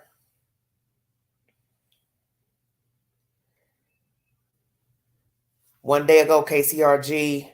Police trying to figure out how a missing trucker died after his body was found. Even from the area view of what I'm looking at, I'm trying to understand, how nobody saw this man laying out in his field. There's a part of this highway where you can see it looks like some outbuildings. I don't know if that's farm buildings, barns, or a home, but just the stretch of the drone footage, there is some type of home or business or barn or something out there. I thought you just said yes. You said you bet. Now you're saying no. What are you talking about? So, Diana, are you hitting the link or not? Lord have mercy.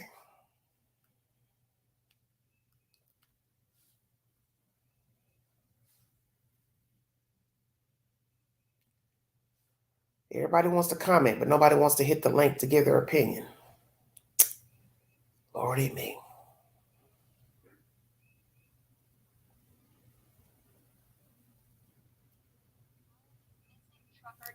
They found his body yesterday.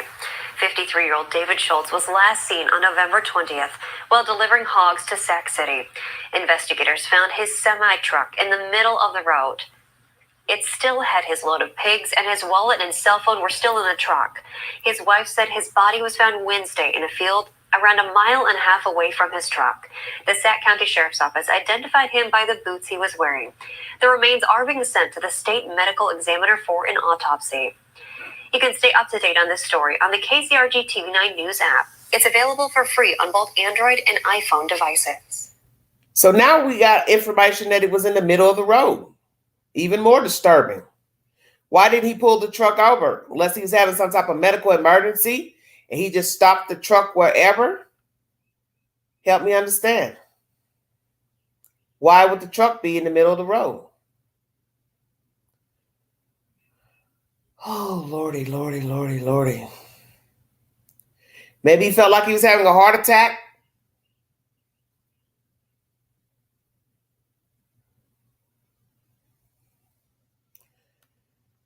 Some type of sickness.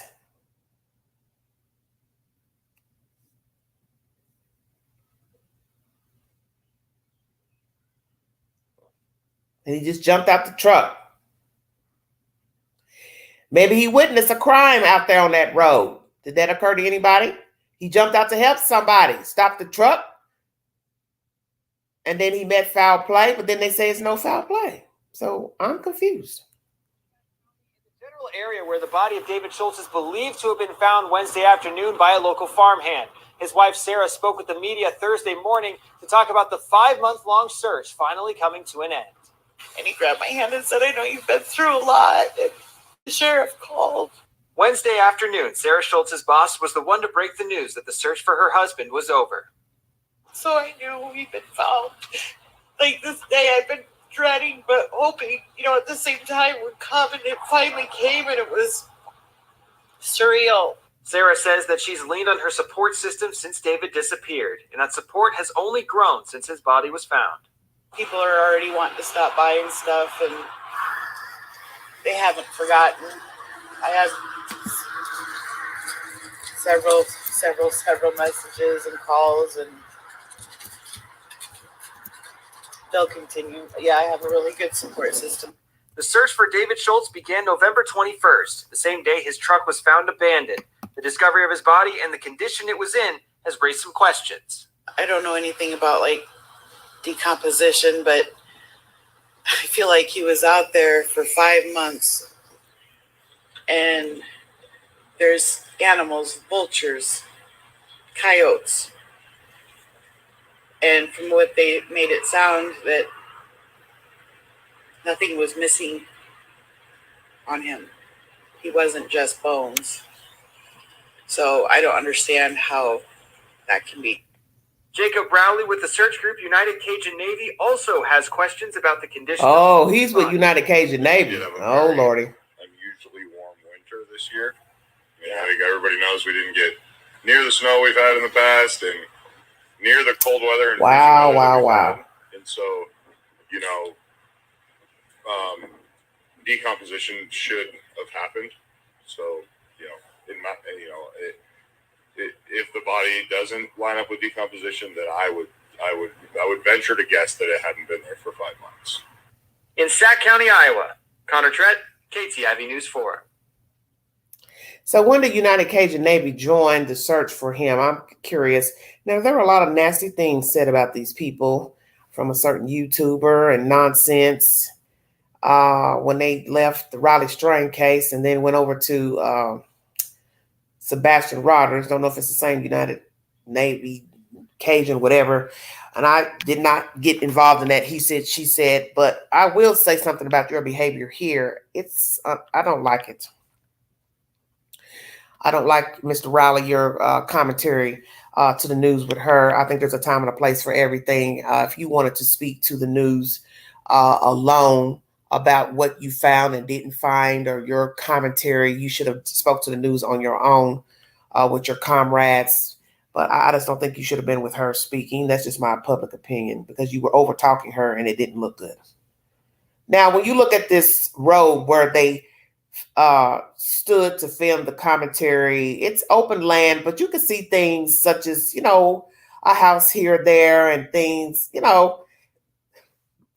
traffic was going while they were filming. So it's not so barren to where, hell, cars just don't go on the damn road. And then you got to talk about the lay of the land. The lay of the land is flat.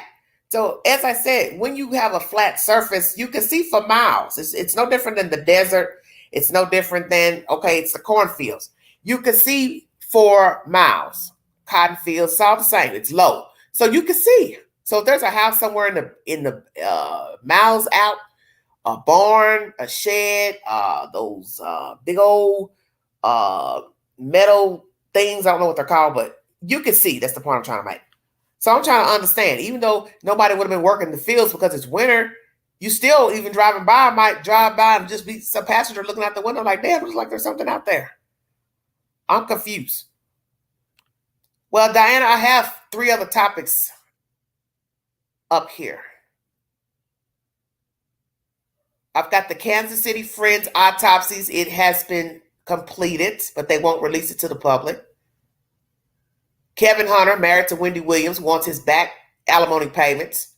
Morgan Wallen, the country music star who threw the chair off the Nashville bar top, gave a Make-A-Wish grant to a 12-year-old child, and then his Iowa trucker found. If anybody in the chat listening, you're welcome to hit the link to give your opinion pertaining to any topic in the live stream. I want to find out about the damn car, the truck. Once again, authorities say they do not suspect foul play in the death of David Schultz after a farmhand discovered his remains in an Iowa field. So this is what we have to ask. If he's been missing since November 20th, why are you just now finding his body? Is it because this is the season for tilling the land? I don't know. Let's see what NBC News has to say. I want to get information about the truck. That's what I'm concerned with. What was the state of the truck? It says a body in the northwest Iowa field has been identified of a missing truck driver discovered not far from his abandoned rig was found on an isolated highway just before Thanksgiving. But details of his death remained a mystery. This was April 26th, which is today. Department of Public Safety said Thursday the state medical examiners had conducted a forensic autopsy and authorities identified the body as that of David Schultz, 53, with dental records. The department said authorities do not suspect foul play in his death. Preliminary autopsy results showed no signs of trauma or serious injury. Further results are pending, so I guess the next would be toxicology reports. The department said someone discovered a body Wednesday near where Schultz's semi was found, parked in the middle of the road on November 21st. This is strange to me. Schultz's wife, Sarah, told reporters on Thursday that the person discovered was wearing boots that matched her husband, and his keys were found in the pants pocket.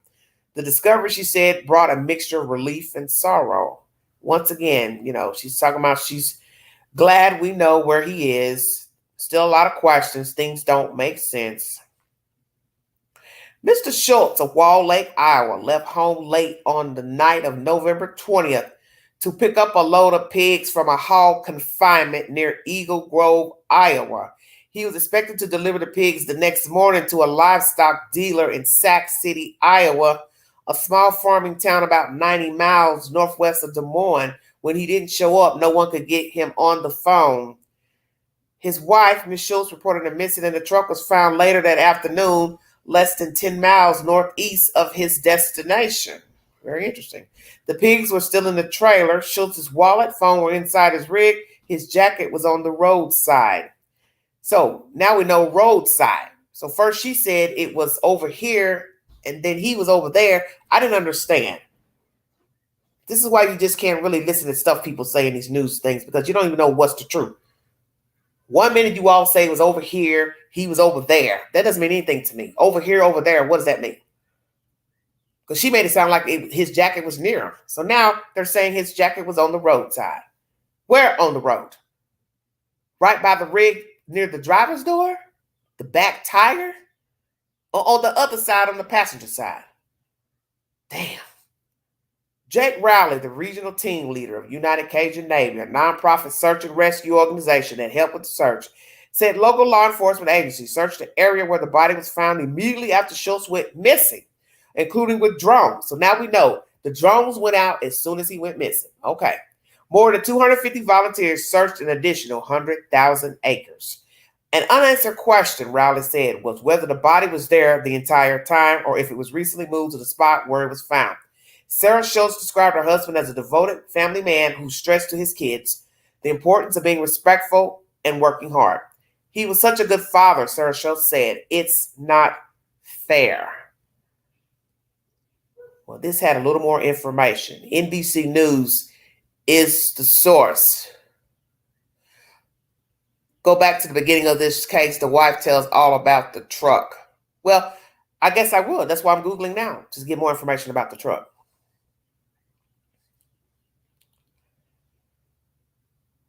Yeah, I like to know the state of the truck, because all we hear is that the pigs were on there at the time.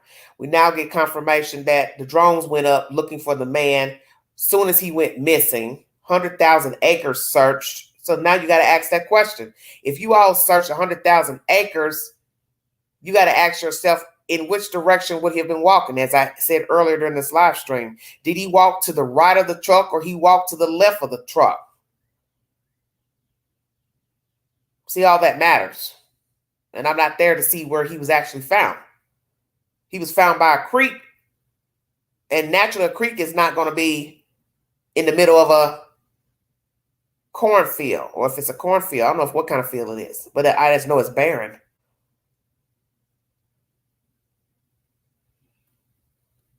Very interesting. So let's do some math on this case. I'm going to write something down here. I'm going to do a little Googling. Hold on 1 second, everybody. 1 second.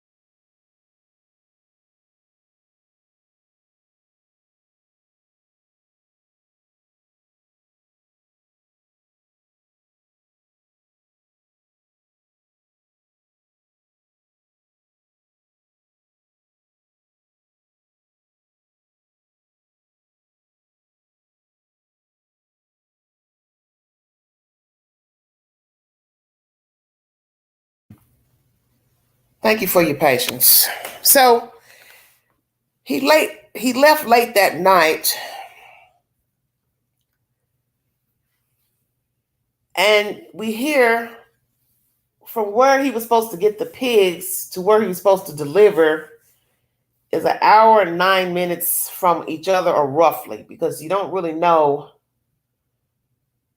exactly the location because they don't say, they just say near one to the other. So we'll just say an hour plus, because I'm not here to say hour and 10, hour 15 minutes, because I really don't know.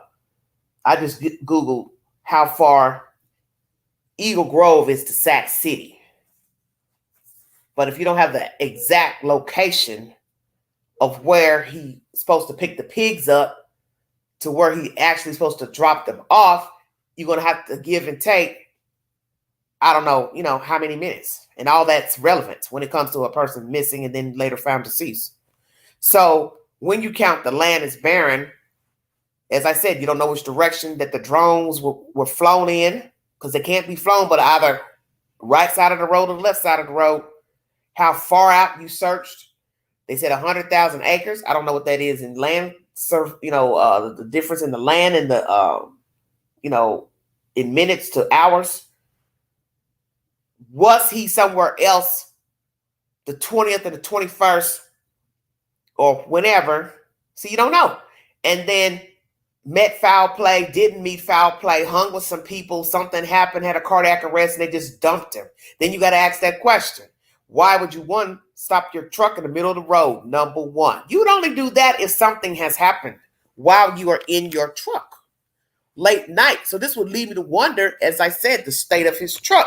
Did he have a flat tire? Did he run out of gas? Did the truck start acting up? He got out to inspect. He decided to start walking to go get help. Then you got to ask that. What is his protocol to get help in case his truck breaks down? Who's the company that he deals with? As far as roadside service, AAA, some type of local trucking company. See, too many questions.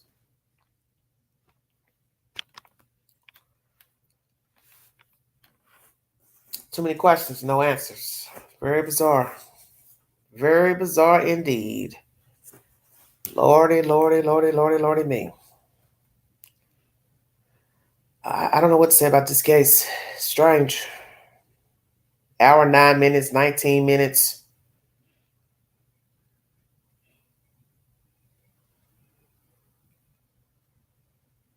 I'm just going to type in truck details because all that matters. What was the state of his truck? Who came and got the pigs?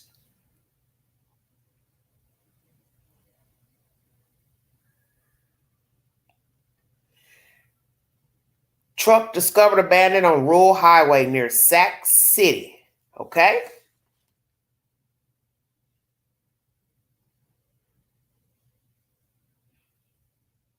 So he wasn't too far then to dropping off the pigs, allegedly. Because Eagle Grove, I think, is where he picked the pigs up, if I'm not mistaken.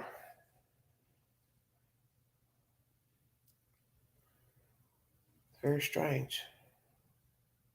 Decent looking guy. What happened to you, David?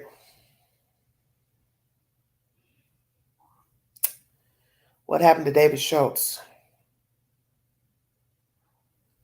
Middle of the road, November 21st. Keys found in his pants pocket. Wearing his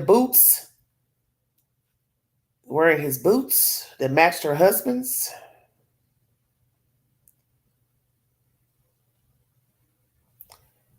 So, let's go back. The truck's found November 21st. What time was the truck found? Let's start there. Wall Lake, Iowa is where he lived. That's what I was supposed to be looking up.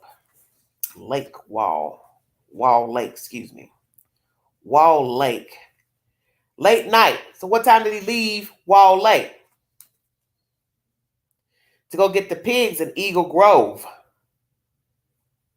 Okay? Small farming town about 90 miles northwest of Des Moines, where he didn't show up. No one would get him on the phone.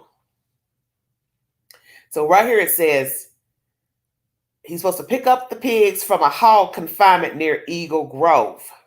Okay? So we're going from Wall Lake to Eagle Grove. Eagle Grove is where the pigs are. He was expected to deliver the pigs the next morning to the livestock dealer in Sac City. So once again, I told you it's about an hour, 9 minutes, 19 minutes between Eagle Grove and Sac City. The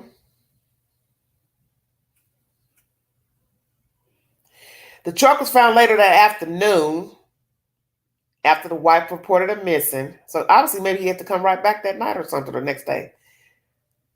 Less than 10 miles of his destination. So that'd be 10 miles of Sac City. Very interesting. Less than 10 miles. So that's how long in driving?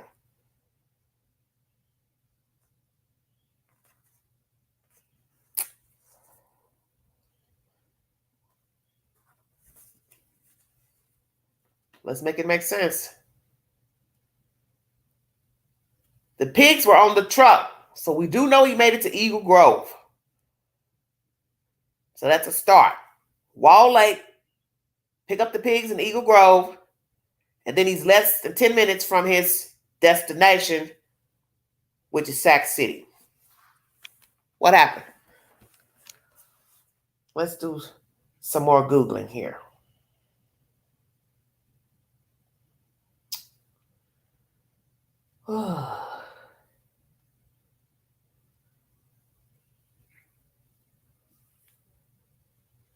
How far is 10 minutes by driving car?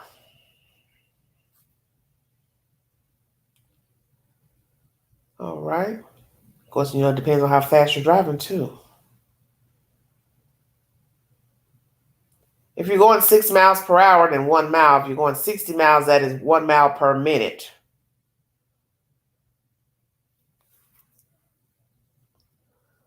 Hmm.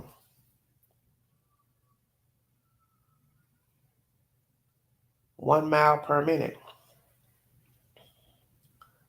So that'd be about 10 minutes or so.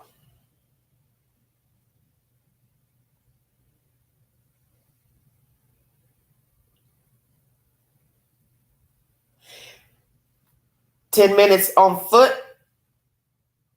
It's a 40-minute walk at least. Covered 5.83 miles.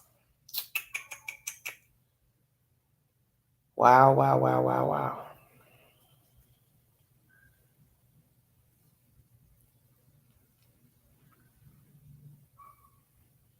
Very strange. So Wall Lake to Sac City.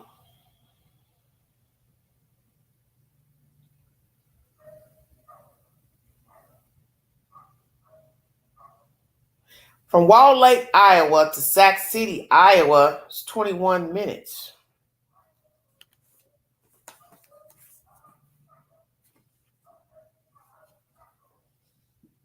This is strange. 21 minutes. So how is that 21 minutes from Wall Lake, Iowa to where the pigs are supposed to be dropped off? But Eagle Grove to Sac City is an hour. So he's backtracking, going out the way. So it's closer from his house to Sac City. Trying to make it make sense. He's closer to Sac City, but obviously to go pick up the pigs is going out of the way. Yeah. Very interesting. Very, very interesting.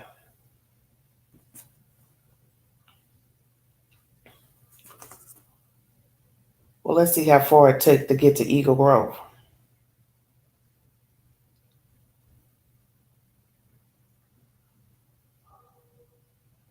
From Wall Lake, where he lives, it's an hour and 26 minutes to the pickup of the pigs.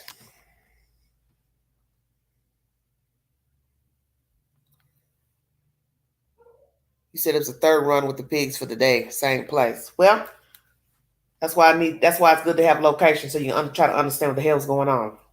So from where he lived, roughly an hour and 26 minutes just from Wall Lake to Eagle Grove. Eagle Grove is the place where the pigs are. The drop-off place is Sac City. So we've got an hour and 26 minutes to go get the pigs. And then from Eagle Grove to Sac City is the place where he's supposed to be dropping them off. It's over an hour, about an hour and 19 minutes, hour and 9 or 19 minutes. So he was 10 miles from Sac City. So still an hour. So he's 1 hour out when the truck stopped in the middle of the road. Now what you have to ask yourself is the obvious question. What happened that night in the middle of the road for his truck to be there? Because to me that seems like something happened to the truck. So that's why I need to know the state of the truck. What happened to the truck? Was somebody out doing something nefarious, such as, shooting something at the window, the tire? Because you do have sick people out here. We've seen where young people would throw things over bridges to smash into people's windshields, dirty tricks, dirty games, funny games.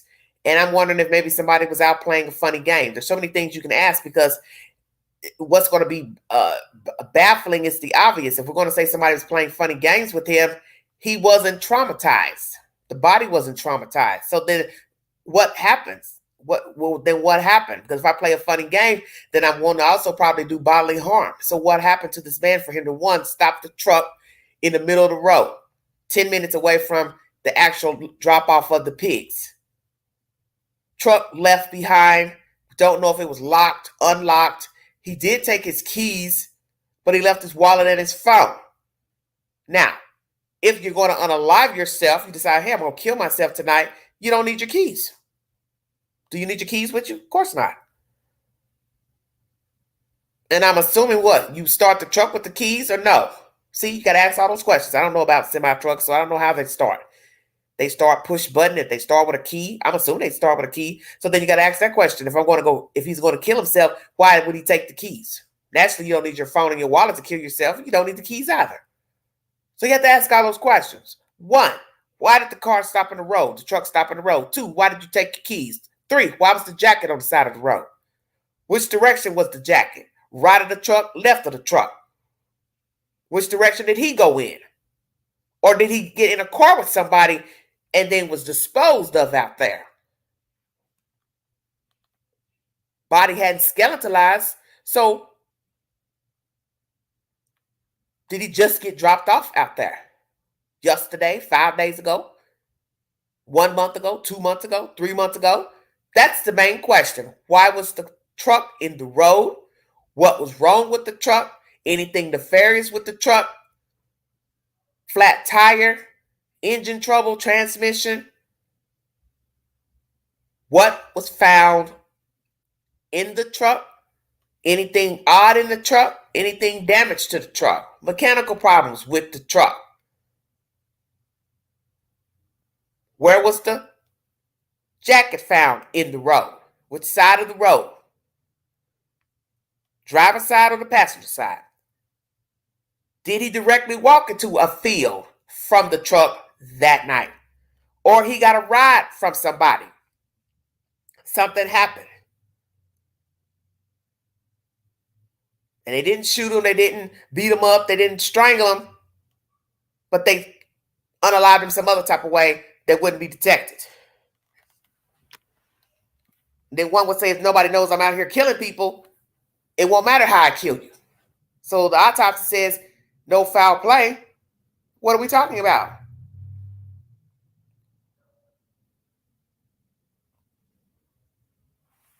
I'm confused. Let's measure 1.5 miles and I'm out of here, everybody.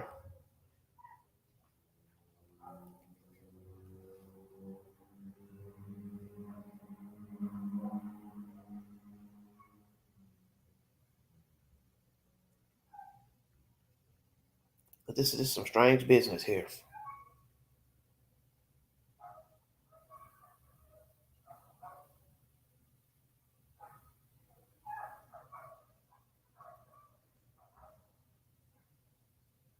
Once again, 1 minute a mile if you're driving.